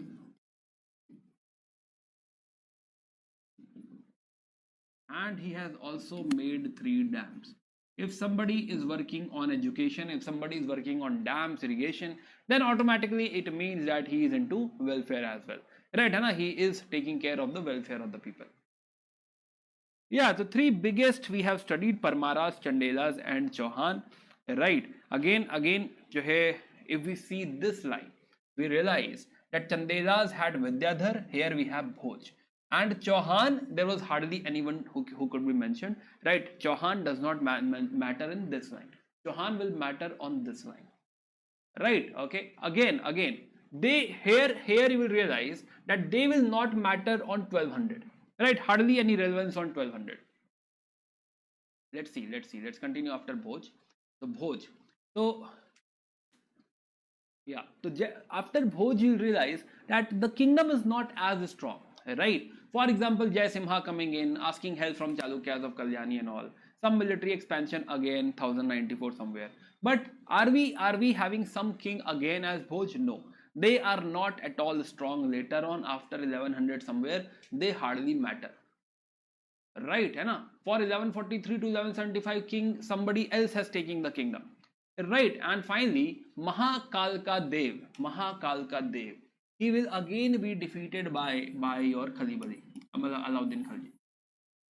Yeah, so they are not at all relevant on your 1200 line. So 1200 line till now we have seen only relevance we have among all three is only Prithviraj Chauhan. Right, your Chandelas had Paramardi Dev who was defeated by Prithviraj Chauhan, so Chandela does not matter.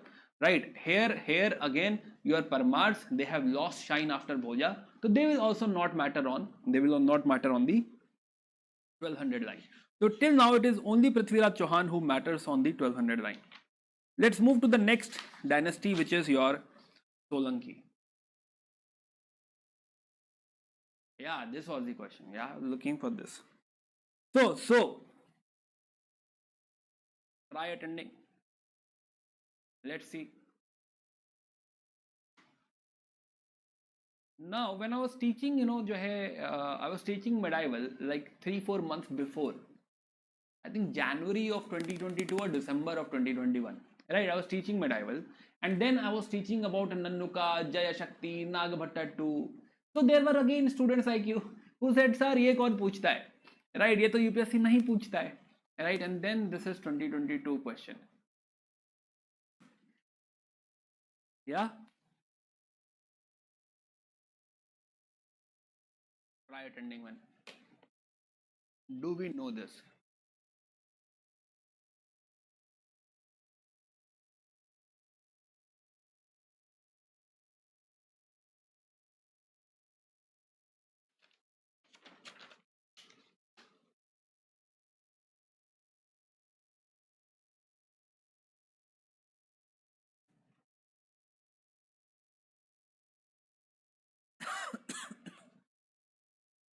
See, they only wanted you to recognize. Can you recognize? That's it. Right, nothing else. Can you recognize the names? Any important king, and all these are important. It is not like हाँ जो है, and you cannot put elimination over here. You cannot use elimination over here. Right, so we just now realize that Nannuka we should not miss. Reason, Nannuka is the founder of Chandelas. How can we miss this? Right, so Nannuka is Chandela, yeah, that is correct. Jaya Shakti Jeja Bhukti, yes, he came after जो है Nannuka, and the whole kingdom was called as Jeja Bhukti. So this is also Chandela only, not Parmar. So one is wrong. Okay. Again, Nagbhatta 2, Gurjar Pratiharas. We remember, yes, Nagbhatta 1, Nagbhatta 2, that's the story of Gurjar Pratiharas. Yes, this is correct. Right, we saw that. So Nagbhatta 2, Gurjar Pratiharas, this is right. Nannuka is right. 2 are correct. Third, Bhoj. Bhoj Rashkuta. Now, Bhoj, just now we saw that it is Parmara. But we also saw one Mihir Bhoj in Gurjar Pratiharas. So it cannot be Rajkutas, it can be Parmars, it can be your जो है Gurjar Pratiharas, but it cannot be Rajkutas. So UPSC very safely selected Rajkutas because Bhoj cannot be Rajkutas. So 1 and 3 both are correct. So only 2 pairs. Right. Again, what sounds boring might be super helpful. Yeah. So that is the reason it is important to go through all this. It is important to bear this one so that once this is like game, one time game. It has gone before your eyes, right? It has you have seen it once, and once you revise you'll be able to recognize. You'll be like, Nannuka, I know, somewhere I have read this is founder, right? So I can mark it. Understood? So like that it is important, right? But initially it may be boring. Chalo, okay, let's go ahead. Solankis of Gujarat. Let's move into Solankis. The Solankis of Gujarat.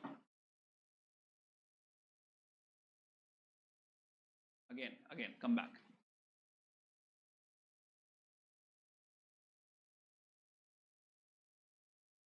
Okay, great. Okay, so Solankis of Gujarat. So now this is Gujarat area, right? Their capital, you see, their capital is Anhili Pataka. This one, Anhili Pataka, right? They are Chalukyas. They are not exactly Chalukyas. They are Chalukyas. It is believed that they basically come from some god who was drinking water like in Chullu, right? This is called Chullu, right, in northern India, Chullu. So he was drinking water from Chullu, and some water got dripped out of it, and that water is the source of this dynasty. So Chalukyas, not exactly Chalukyas, but Of course, Chalukyas is a term which is very very famous. Chalukyas is something everybody wants to become Chalukya. That kind of term it is, right? So yeah, so that way somebody can say that yes, they wanted to create some kind of connection, maybe. Yeah, the Chalukyas. So now these are Chalukyas of Gujarat. They are Chalukyas of Gujarat, but they are also called as Solanki. So we will use this word Solanki. Right now, here is Nadula. Right, they will have also some small branches here and there. So Nadula, Nave Sarika. See, as many places you can see on map.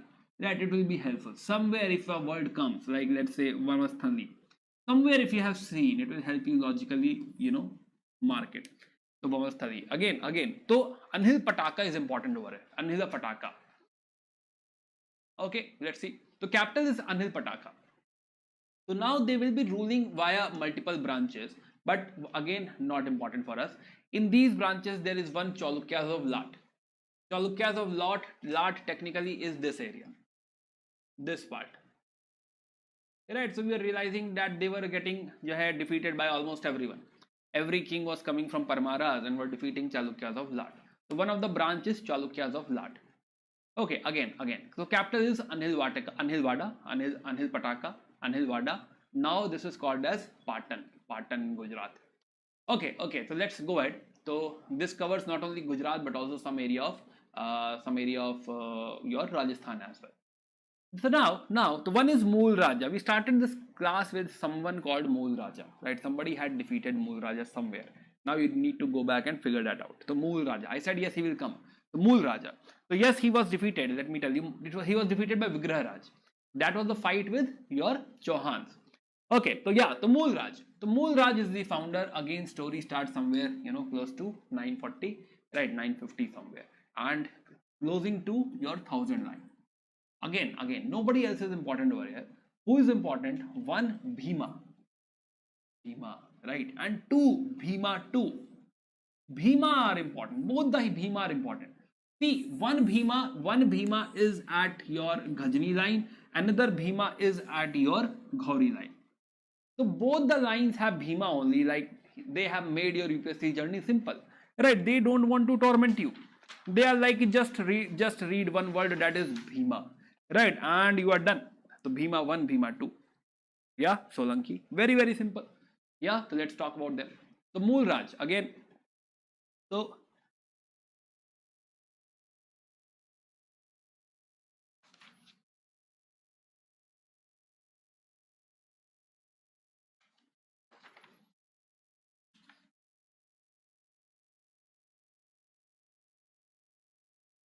okay. So again,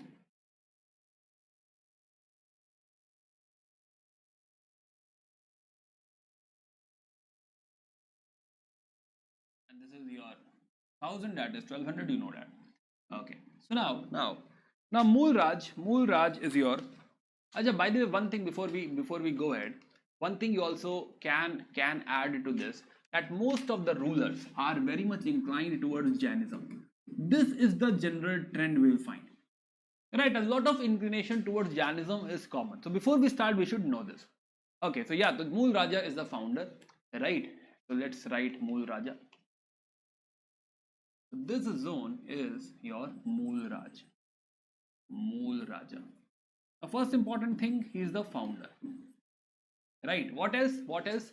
Now he is also expanding, invading Chauhan and all. So we saw that there was fight with Chauhan. Again, they are also fighting or expanding into Lat region. Right, they were defeated by Parmaras of Malwa. Okay, so versus Chauhan, etc. Nearby people, not very important. Initial fight.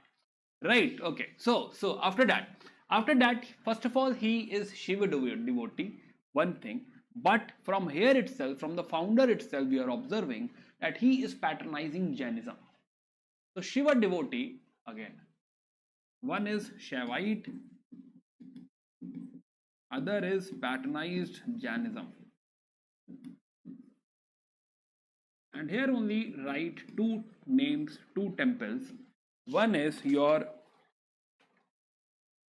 Mool Vastika Another is Moolnatha, Moolvastika, and other one is Moolnatha, Moolnatha. Right, Moolvastika is basically your Digambars, and they are, other one is Shvetambars.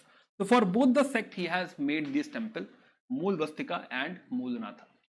Right, the Moolvastika and Moolnatha Jin Deva temple for Shvetambars. Right, now rest are not important. What is important is Bhima 1. Right, Bhima 1. Now we are not very much impressed by Bhima 1. Let's see why. Let's see why we are not very much impressed. Right, yeah. So Mahmud of Ghazni will attack and he will overrun Gujarat in his reign, and basically it is his reign in which Somnath will be plundered. And at this spot he has left the capital. He has left the capital to be safe. So will we be impressed? No, of course we will not be impressed, right? He is the one who will face the destruction of Somnath, and he is not protecting Somnath, or he was not able to protect Somnath. Right, so yes, so not at all impressive, right? Not at all very impressive. But of course, this is the kingdom. So one thing we can write about him is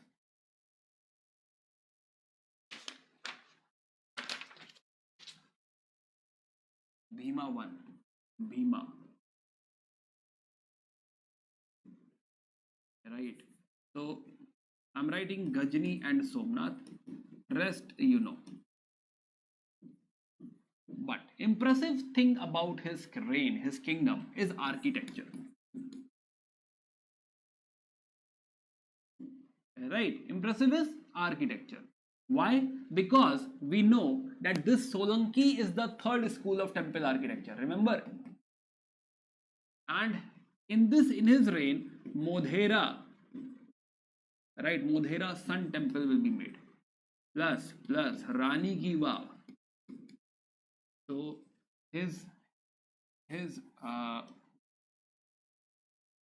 wife will make this Rani ki Vav. Right, है ना? So this was made not by the queen, but in the honor of his queen. Queen's name is Udaymati. Udaymati.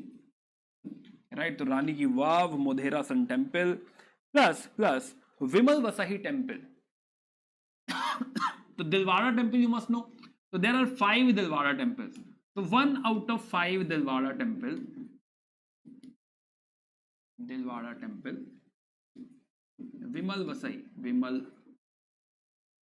Vasai, right? These temples were made during his reign, right? This temple is dedicated to Lord Rishabh, right? So you can write Rishabh Dev, and Tirthankaras, right? So Tirthankara Rishabh. So Rishabhnath, devoted to Rishabhnath. After that, so yes, so Bhima 1, we are not very happy, very impressed, but yes, it's okay, right? Can't help it. Other king in this spot is your Karan. Karan is the one who found Karnavati, which is nothing but Ahmedabad. This is the only contribution. That is the reason we are writing about him. Otherwise, we hardly write about somebody in between. Okay, now again this continues. So this is 1100. Then in this spot we have another king,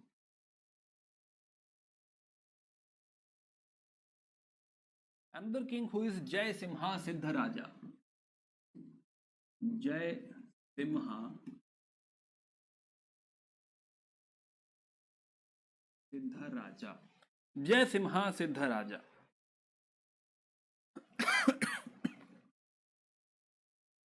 Okay. So this is you can say very long reign first of all, but most importantly, this is the time where again Solanki will expand. Expansion is happening, and most importantly, this is the reign where Acharya Hemchandra is there. Hemchandra. Do we know Hemchandra? या Hemchandra, Parshishta Parvan, remember Chandragupta Maurya, Parshishta Parvan, Parshishta Parvana, Parshishta Parvan. So yeah, so Hemchandra is exists in this reign, right? Plus there is one more temple here, which is Rudra Mahakal Temple, Siddhapur. Rudra Mahakal Temple at Siddhapur, right? Plus also he will capture Junagadh. So there is a story of Junagadh and Ranak Devi. This much you can write, Ranak Devi. Let me tell you what it is. Ranak Devi. Okay, so we are talking about Mulraj. We realized that he's the founder, and then story of Bhimavan, right? Bhimavan, famous for his contribution to architecture. Otherwise, he was not able to handle Ghajini's attack to Somnath, right? Sun Temple of Modhera, Rani Ki Vav, and Vimal Vasai Temple. All this. So this is Rani Ki Vav. Right, this is your Sun Temple, right? Right now, this is the look from the pond. So this is the pond, right? This is water, and after taking bath, you can climb these stairs and you can go up, and this is more like Torana, right? And you can go again inside, and this is the mandap, pillared mandap, and again this pillared mandap will open into another temple, right? So at the back you have one more temple, right? And that is the main temple, that is Garbhagriha. This is mandap. So I'll talk about the structure and all. I'll show you the 3-degree view and everything, but not here right now. But yes, the Modhera. This is Sun Temple of Modhera, right? And it is also like कि हाँ जो है अच्छा okay, leave it. Again, then Rani Ki Vav. So this is the Rani Ki Vav जो है made for Queen Udayamati. And this is your Dilwara Temple, Vimal Vasai Temple, the first temple made under the reign of this king named Bhima 1. Now, so we are talking about Jaisimha Siddharaja. So he is known for expansion and everything, right? So he captured this fort of Junagadh, right? And Ranak Devi is basically the wife of, or basically the queen of this place, Junagadh, right? And he wanted to capture Ranak Devi as well, as per the legend story. He wanted to capture Ranak Devi as well, but Ranak Devi captured Sati, right? And that is the reason we have a Ranak Devi temple. Right, in the memoir of her, basically to commemorate her, to worship her, we have temple of Ranak Devi, right? Ranak Devi temple. Also, we saw that Hemchandra Jain monk, right? So Hemchandra is basically in this era. Hemchandra is associated with your Bhima 1, right? I'm sorry, not Bhima 1. It is Jaisimha Siddharaja, right? Associated with your Solanki, Chalukyas, Solanki, Solankis of Gujarat. Now, it is not like he has only written Parshishta Parvan, but he has written a lot of books. A Jain saint who has written Arhan Niti, right? This is a book on polity. He has written Siddha Hem Sabdin Sona, right? This is about grammar. Then this does not stop over here. He has written Tri Shasti Salaka Purusha Charita. Tri Shasti Salaka, that is 63 great Purush, right? The 63 great Purush, that includes your 24 Tirthankaras and lot of other saints, plus a lot of other books, right? So I'll leave it to you. So a lot of books are associated with him, with Acharya Hemchandra, right? And these are important, by the way. Last year Parshishta Parvan was asked. You can understand that yes, he is a great writer. He is not only a Jain saint, he is a scholar, poet, mathematician, philosopher, and whatnot. He is everything you want, right? So he has written a lot of books, and that makes him super important, very, very important. So Hemchandra, right? Then Kumar Pal, again towards the end we have Kumar Pal. Hemchandra, Kumar Pal again are here, and he rebuilt Somnath temple. Only thing worth mentioning is rebuilding Somnath temple, Kumar Pal. Otherwise you can skip him, not important. Last is Bhima 2. So now Bhima comes, and we have a lot of respect for this Bhima 2, and that is the reason I place Bhima over here, right? My Kumram Bhumido, RRR, if you have seen RRR. So he is our Kumram Bhimodo. So this Bhima is here. He is the fighter, right? Bhima 2. So Bhima 2, if you see, again, where is our timeline? Let's get back our timeline.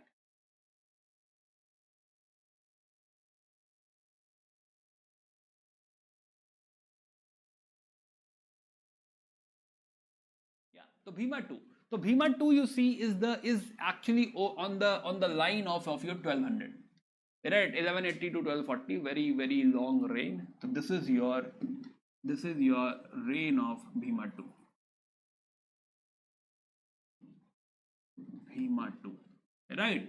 And now here you see here Bhima 2. So Bhima 2 technically Muhammad Ghori wanted to actually first of all come down via this side. Right, but because of Bhima 2, because of his repulsion, so he will be defeated. So Muhammad Ghori will be stopped at Battle of Kaidara in 1178, and Ghori will realize that no, this is not the way. In 1178, he will realize this is not the way. I have to make a strong, you can say, center or basically a stronghold in Punjab area, Lahore area, right, and then only I can go down. Right, it's not like I can go attack attack the Gujarat area. He must have some notion in his mind that Ghazni was able to intrude or attack the area, and there was Bhima 1 who fled. Right, he thought again some Bhima is there, and if I attack on Gujarat, he will also fled. Right, that was his idea. But he will get the shock of his life when he was defeated at Battle of Kaidara. Right, Battle of Kaidara, and then again there is one more front, Gadar Hatta. Right, so mainly it is famous as Battle of Kaidara. Right, so he was defeated at Battle of Kaidara by Bhima 2. Right, the only thing you need to write is Battle of Kaidara, and that speaks a lot.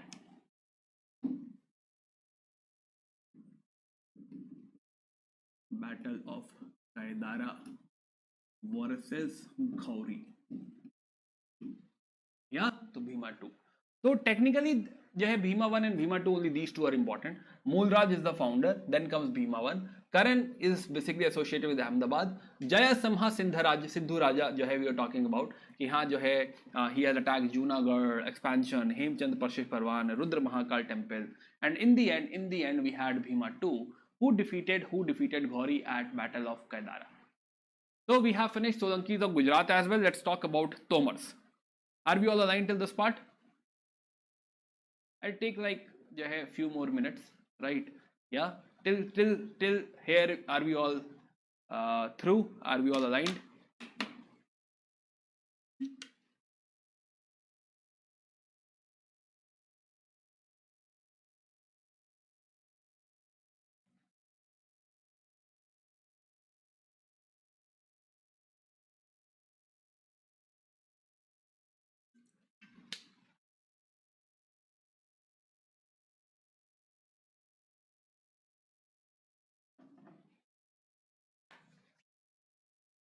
Now let's talk about, see, if you are making it on the same page, I think it will become super easy, right? Otherwise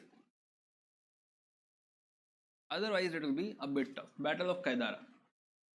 Okay, so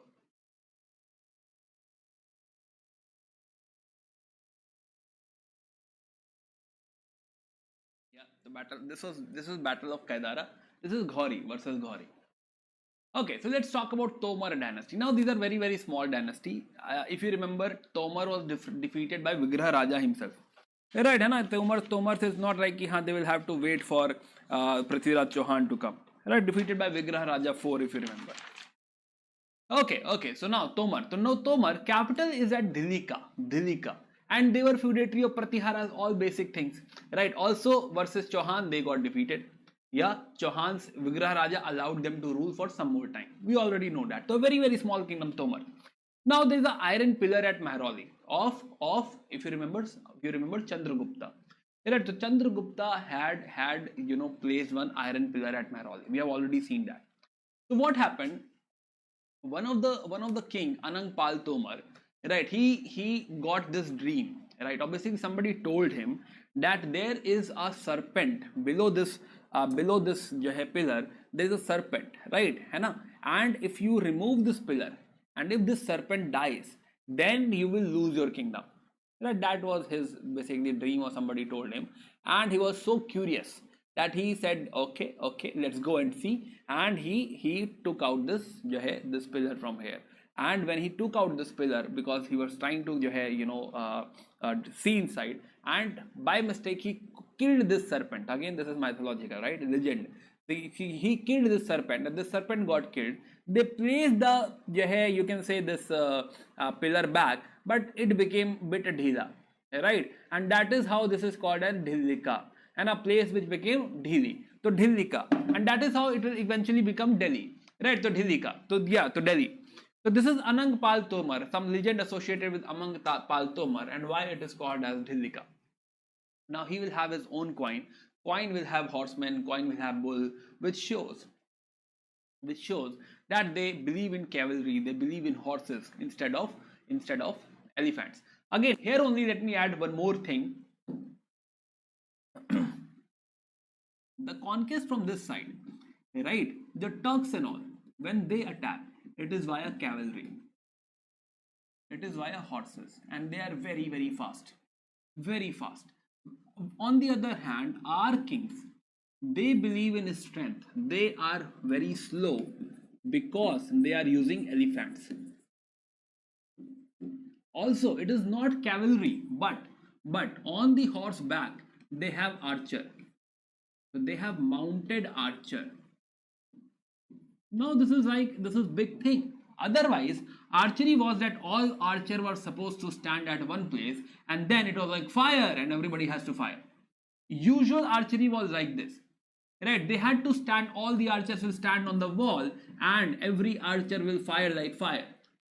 But now these Turks brought this new technology, which is mounted archer, right? They are riding a horse and shooting arrows, and this is tough, right? Either you can focus, how can you put this aim, right, while riding a horse? It's tough, right? It needs a lot of practice.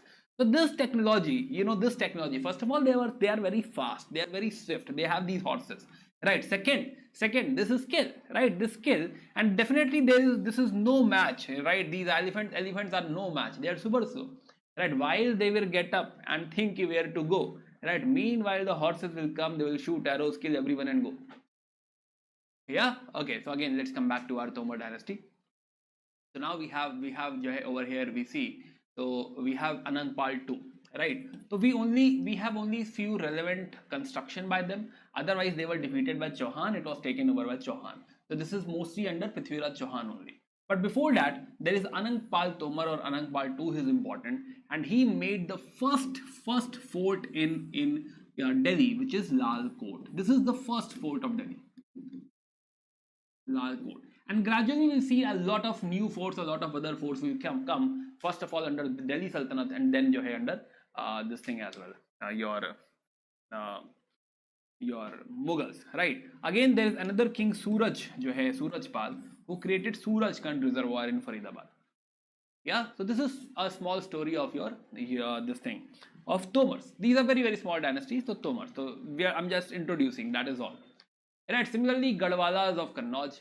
Now, if you see Chandelas, so Chandelas were Chandravanshi. So similarly, your Gadwalas of Kannauj are Suryavanshi. Right, है ना, Suryavanshi. So Gadwalas are technically Suryavanshi.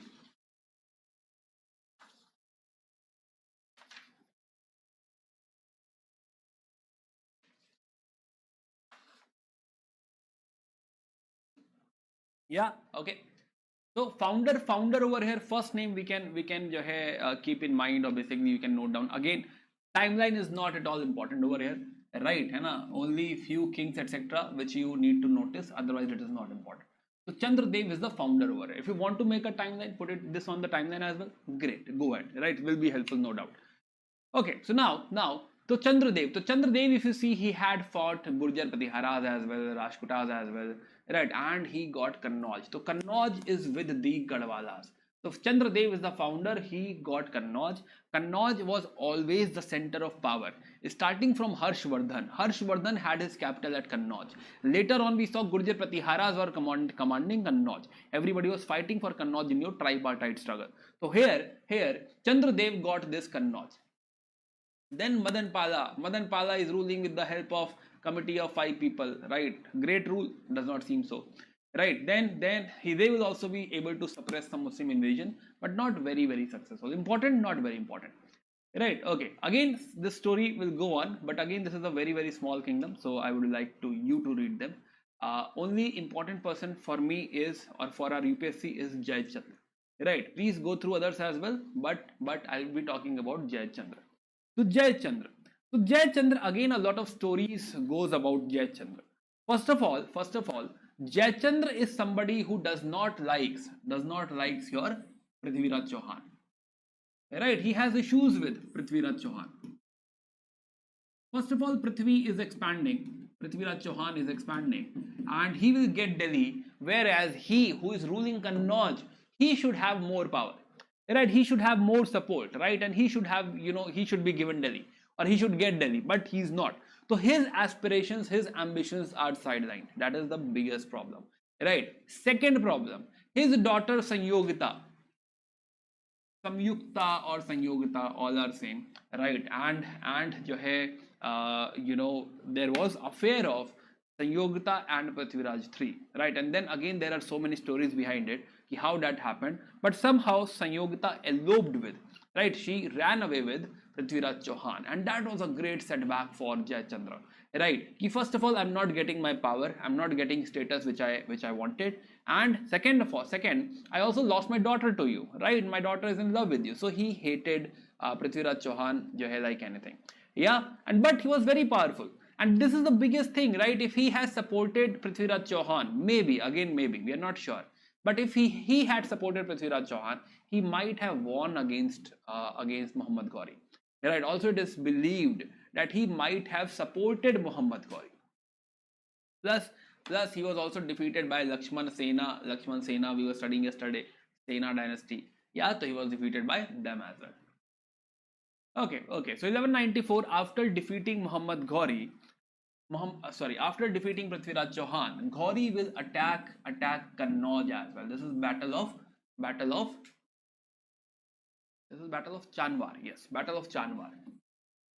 Yeah, so Jai Chandra, who could have challenged Ghori later. So Jai Ghori decided that I should not leave anyone who could challenge me later. So I should defeat our Gadwalas as well. I should defeat our Jai Chandra as well. So Jai Chandra was defeated at Chanwar, and after that Jai Chandra felt very, very bad, and he committed suicide. He jumped into Ganga river, and then kingdom was sacked by the Ghori's army.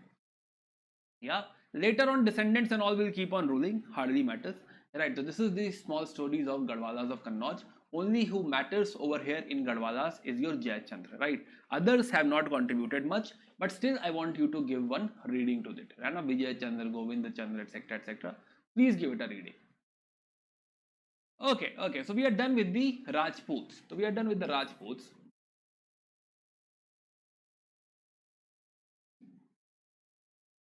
Yeah, a small discussion, a very, very small discussion about your Kashmir dynasties, right? Kashmir dynasties. Let's talk about Kashmir dynasties. It will not take much time. Let's finish this, and tomorrow we'll go into Islamic invasion and everything. Otherwise, again, we'll be discussing same thing, right? So I don't want to get back into the Indian dynasty discussion. From here, I want to go into the flow of Islamic invasion, Delhi Sultanate, etc. Right, and that will also help you. Ki, you will also be in same set of you can say thought process. So now, and by the way, these are very, very small discussion, very, very basic discussion. So now Kashmir is a very, very small kingdom, right? Kashmir, it is only about Kashmir. That's it. A small kingdom of Kashmir. So now, we had Kalhana, right? Kalhana. Now in Kashmir kingdom, under Lohar dynasty. Now you don't know Lohar dynasty. It will come later. But under Lohar dynasty, he wrote the history of Kashmir. He wrote Raja Tarangini, this book, 8-volume book, right? To close to 1150 somewhere in the 12th century, in your chaotic zone, in the age of conflict, he wrote the whole history of his Kashmir, everything what happened till 1150. Till 1150, or basically till you can say 1000, what happened in Kashmir. So he wrote all things about that, and this is like the history book for us. Now what happens? People, Europeans or Britishers, say about us that we don't know how to write history, right? But these are the examples which tells us that as a writer, right, as author, we had a great sense of history. right? Somebody had jotted down, somebody has written down about all the dynasties. Similarly, Puranas and all, right? The Puranas also have genealogy of the dynasties. Similarly, Rajat Rangni is the greatest example, the biggest example, which shows that we have basic understanding or we know how to write history. Okay. So now the Rajat Rangni. So first of all, it talks about Karakota Empire. Karakota is in your A zone. A zone Karakota Empire. So let's make this.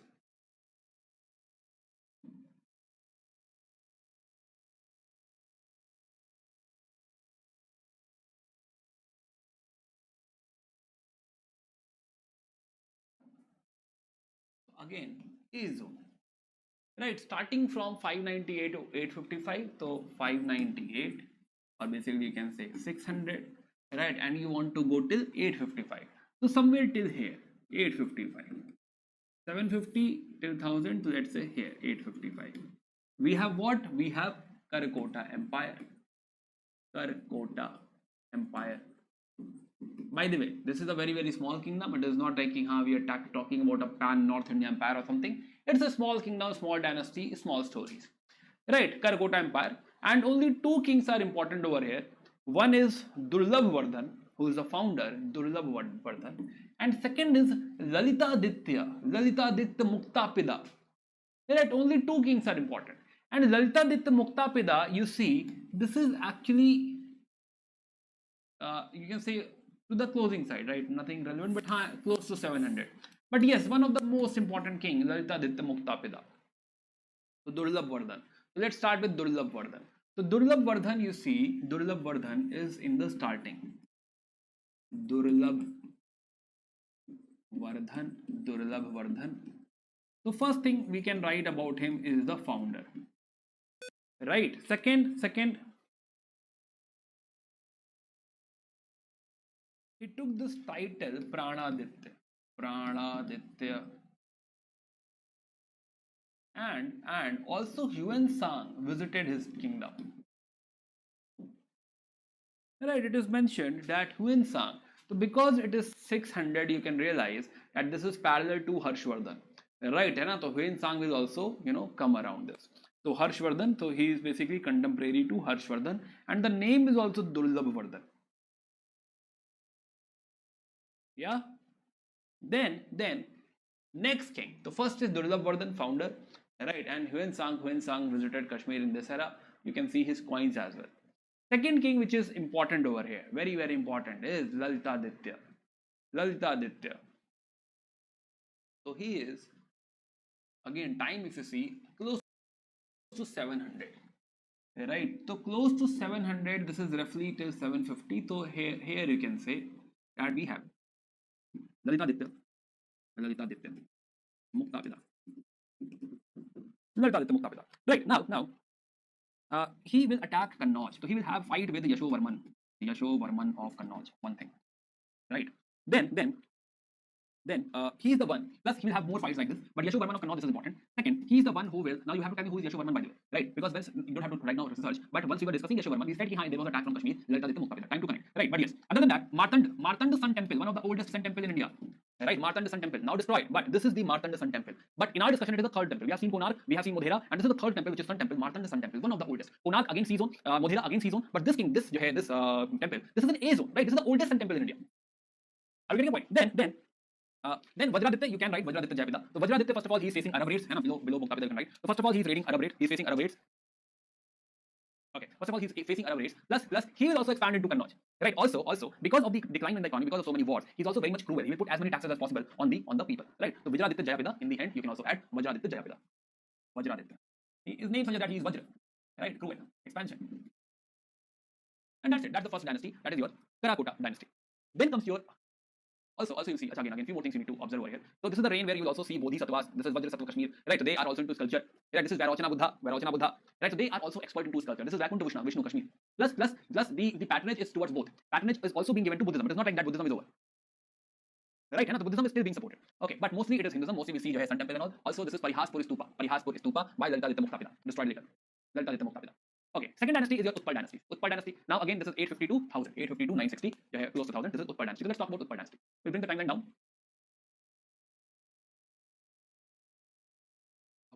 So from here,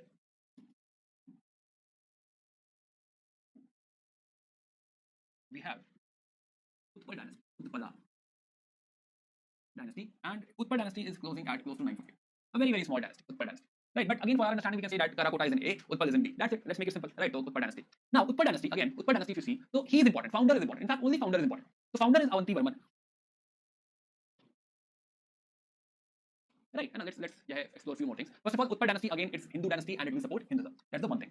Right, Hindu dynasty. Second, there is the concept of Tantrins, Ekangas, and Damaras. So Tantrins, Ekangas, and Damaras. Where is the timeline? So Tantrins, Ekangas, and Damaras. Now, why are they important?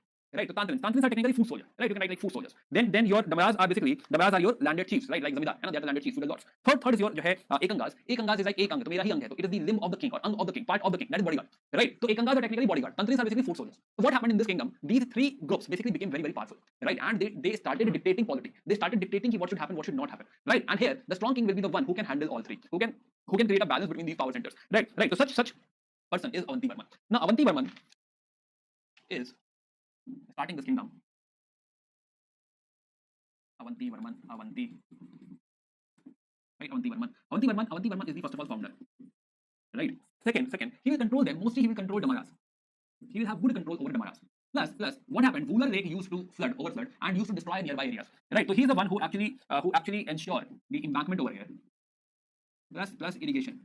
He will ensure that there are irrigation provided or irrigation facilities provided to people. Plus, he made two cities. One is Avantipur and another is Surapur. So he is the founder of Avantipur and Surapur. Plus, since he is a Shaivite, so he is associated with the Shiv temples. That is okay. That is fine, expected. Plus, he is also associated with Buddhist monasteries. So two monasteries. One is Ananteshwar, and another one is your Avanti Swami. So still your northern India or basically Kashmir still has, right, we are in B zone and it still has a flavor of Buddhism. Yeah, so let's say Avanti Varman. So we are saying that he prevented the flooding of Vular Lake. Plus he is innovating in irrigation as well. Avantipur and Surapur. Plus Shiva and Vishnu temples, not only Shiva temple but Vishnu temple as well. Ananteshwar and Avanti Swami temple. Right, this is his Avanti Swami Hindu temple. Hardly anything left, but yes. Plus there is Shankar Varman. Again we see heavy taxes, plundering and all. Right, not at all in the good stage. Now, so Shankar Varman, after his death, right, he's plundering temples and all. After his death, his wife Sugandha will take over the rule. Right. So now Kashmir dynasty is also known for the female rulers. Right. Now let's get back. So Kashmir dynasty is known for the female ruler. One previous ruler, Yashwati of Gunada dynasty. We'll talk about two, Sugandha and Didda. Right. Sugandha and Didda. So Sugandha of Utpal dynasty. Now Sugandha of Utpal dynasty, if you see, the reign is not. It's not like she is reigning for a very, very long time. It is hardly 3 years. Right. It is hardly like 904 to 906. Very, very small reign. But it is considered as because she is first of all as compared to his husband. Right. She is very much into welfare and all. Right. So people are like, this is the golden era. Very, very important because some king has come. A female king has come who looks into the welfare. Right. She will also found two places. She founded. One is your Gopalpura and Sugandhapura. Right. So you can add this Sugandha over here. So somewhere over here you can add Sugandha. But after this, after Sugandha, we find that close to 940, there is a rise of Yashkara dynasty. Right, because this previous dynasty, Utpal dynasty, is not at all performing well, and that is the reason people will choose Yashkara dynasty. Right, Yashkara dynasty. So let's talk about Yashkara dynasty. Let me take it forward. This is the last discussion we are done. Yashkara dynasty. Now, this started by, I'm talking about Yashkara dynasty. Yashkara dynasty. So this is not like, they will also reign for a very, very long time. Roughly at 940, people will ask Yashkara to rule. So this is Yashkara Deva. Right, Yashkara Deva. Plus, he will be poisoned, and then his minister, Parva Gupta will take over. Then after him, his son will succeed, Chemagupta. No one is important. Chemagupta is married to Didda, who belongs to Lohara dynasty. Right, whose father is basically Lohara dynasty. Right, to Didda. Now, Chemagupta will die. And instead of the son, or basically along with the son, Didda will become regent. He will even continue to rule after his son, killing the son of sons. So Didda. Right, again, it might not be true that she killed all the sons, right? But as far as the story goes, especially why I'm saying so, because Kalhana disapproved of her. Kalhana didn't like her, right? And that is the reason we can say we are not very sure, how it must have panned out. But as far as the story goes, initially she'll be regent for her son, right? Her son name is Anubhav, right? So initially, Abhimanyu, right? So yeah, so she will start ruling, and she will be the founder of two towns, Diddapur and Kanakapura. Right? Didda. Now Didda is a female जो है king, obviously जो है a female ruler, and that is again जो है reason कि हाँ she is important to us. In fact, now we know that before जो है Razia, right? And before Razia also, yesterday we were talking about Rudhima Devi. Right? Rudhima Devi came after Razia, but these queens are basically coming before Razia. But also you must understand these are not very big kingdoms. These are very small kingdoms. Kashmir is a very small kingdom. Yeah, so Didda Swami temple, etc.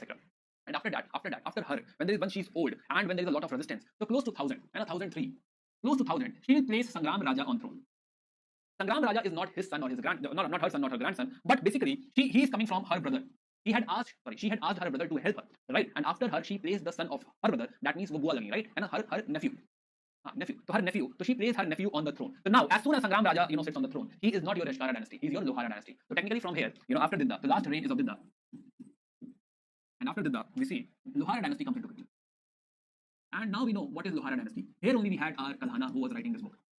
Right, we'll continue from here. Kashmir dynasty. Kashmir dynasty is not over. What happened after this? Right, we'll continue from here, but we'll talk about this after our Delhi Sultanate discussion. We'll come back to Kashmir because there was a king who was like super arrogant, somebody like Hitler, but there is also one Akbar over here. Right, so that is why it is important. So Kashmir dynasty, if you see again, it's very simple. It started from Karkota. Karkota had Dullabvardhan and Lalitaditya. Then we had Utpal. Utpal had Avantivarman, only one king important, plus Sugandha. Right. Other than that, Yashkar dynasty comes. None of the rulers important other than Didda. Right. That background is also not important, but just that you should not feel like how Didda appeared. Didda come into pictures. The picture, that is the reason I told you this background. Otherwise, this background is not at all important. Only Didda is important. Right. Didda, her contribution, Diddapur, Kanakpura, Didda Swami temple, etc. Only this much is important. Also, this is Didda is again came into news or discussion because of Kangana Ranavat. Kangana Ranavat wanted to make a movie on her. Right. She picks these stories. Okay. Last is Hindu Shahi dynasty. This is homework. You will have to study Hindu Shahi dynasty. I'm just telling you what is Hindu Shahi dynasty. So Hindu Shahi dynasty, what happened? There was a kingdom which was like Turki Shahi, right, in the Kabul. Right, let me show you this. No, I'm not teaching. 2 minutes, just 2 minutes. So you see, in the time of Karkota Empire, we have Turki Shahis over here. Right, Turki Shahis. Now these Turki Shahi only, which were mainly initially into Buddhism. Right, initially these Shahi were into Buddhism. Now later on, let's get back. So later on, what happened? They got split. And from Buddhist Shahis, Hindu Shahi will come out. Right, this might not be important for us until and unless, or this would not have become important for us if they are not positioned at this place. Right, initially they are ruling over, right, they are basically at least trying to rule over Kabul. So their area of domain, basically their existence is close to Kabul, and if not Kabul, then Peshawar. So basically they are operating from Peshawar. So if this is, let's say, Kabul, they could not control Kabul, but this is the area they are controlling, Peshawar and all. And this becomes important. Why? Because Ghajini is going to come. So you can say they are the first one who will face Ghajini. So Hindu Shahi dynasty is the first one who will face the Ghajini. So Kallar is the founder, and the dynasty got founded around 900. Right. But important persons are Jayapala and Anandpala because they are the one who will have to face Subuktajin. Right. Before Ghajini there is Subuktajin. So they had to face Jayapal had to face Subuktajin. Jayapal will be facing Ghajini at Battle of Wahin. Same his son Anandpal, he will have to face Ghajini again. Right. 1008 Battle of Wahin. After that both will be defeated. By the way, both will be defeated, and Anandpal will have to have treaty with Ghajini. Right. Anandpal is also considered as Porus, who tried to stop Alexander. Right, after defeating Anandpal, removing him, Trilotanpal comes into picture. So now this is like small story. Why I'm leaving it to you? Because anyway, when I teach Ghajini, I have to come back to this. Right, so I've told you the origin. I'll come back to Jayapal and Anandpal because I cannot move ahead without talking about them. So once let me establish Ghajini, and then we'll get back to Jayapal and Anandpal. Right, so yeah, so we are done with this. Yeah, so Hindu Shahi dynasty, we'll come back to this discussion. Right, otherwise we have finished.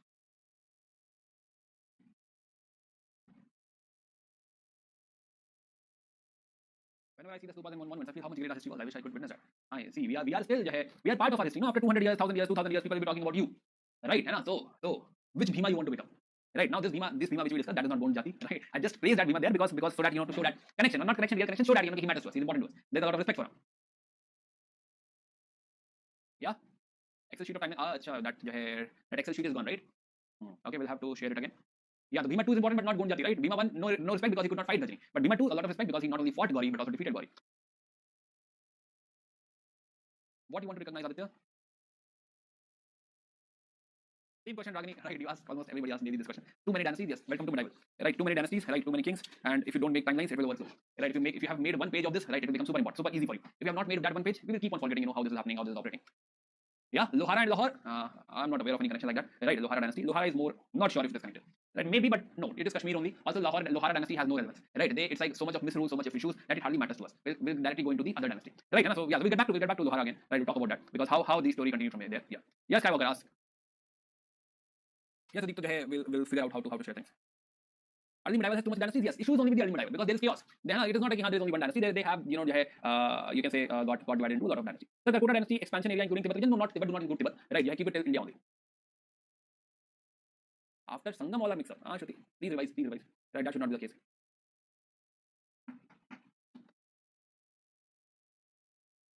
Land grant once more. We have discussed land grant in detail. Right, please go through those notes again. The language is Dardik only, but still I'll check. The language is Dardik. Yes. Ashoka contribution in Kashmir, Ashoka contribution in Kashmir.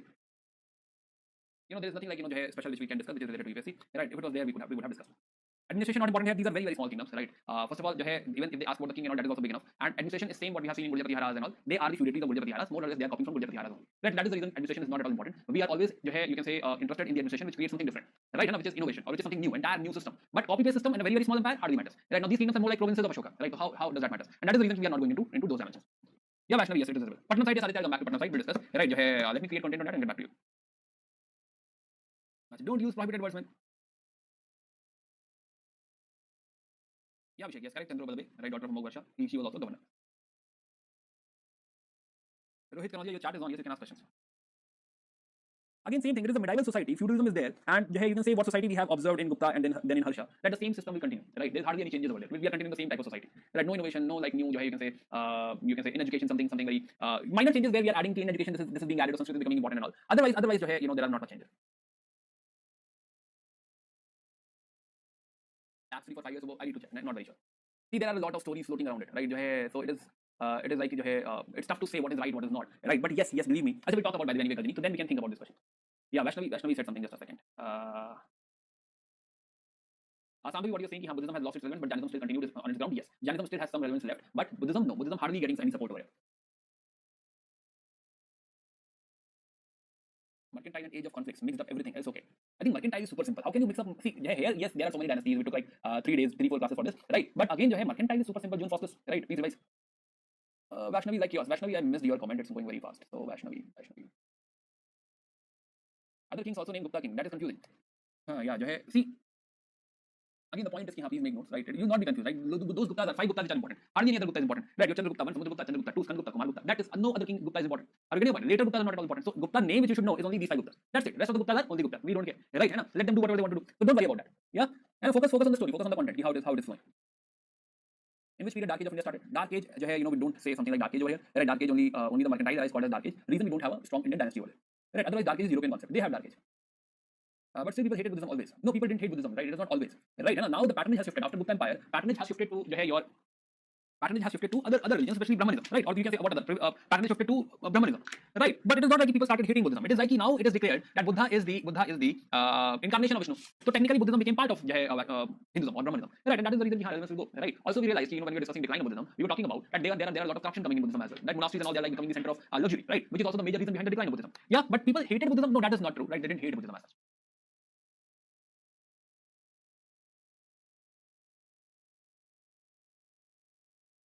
People see me from very wrong point of view whenever I talk about Buddha. See, first of all, nobody studies Buddha like you did, right? Don't everybody is not having that privilege to study Buddha like the way you all have studied, right? Definitely, they will not be able to relate, or they will not be able to get what you want to say. Now, they must have seen a lot of whatever their knowledge comes from various sources, like some maybe movie or some series, and they must have shown a small perception of Buddha, right? And people believe that this is a different religion, right? And they believe also it's like counter to Buddhism, counter to Brahmanism, something like that. And that is the reason these perceptions are built. Then a lot of your WhatsApp university, etc. So it is okay. It is not like after studying all this, you need not confront people, right? You need not fight people. Don't go into that direction. If you want to persuade, that's fine. If you want to, let's say, change the perception of the society, then persuade. Do not confront. Confrontation is not a good idea. Right? And persuasion is fine. You can persuade. You can let them know and let them decide upon themselves, or basically on as per themselves. Yeah, please please feel free to drop out. Please feel free to drop from the class. I've completed the content and we'll connect again tomorrow. Total number of dynasties I never counted. Never ever counted. How many dynasties we have? Okay. The Purna booklet will not be given in hard copy. It might come in the store for hard copies, but not not part of the batch. Main cause of the defeat of the Rajputs: fragmentation. They are too small. They should get united, right? They should collaborate, right? That is the major reason behind the loss of Rajputs. Why they lost. Okay, guys, see you again tomorrow. We'll continue our discussion, and tomorrow we'll talk about the advent of Islam and Gajini and everything. Okay, guys, bye. Take care. Bye.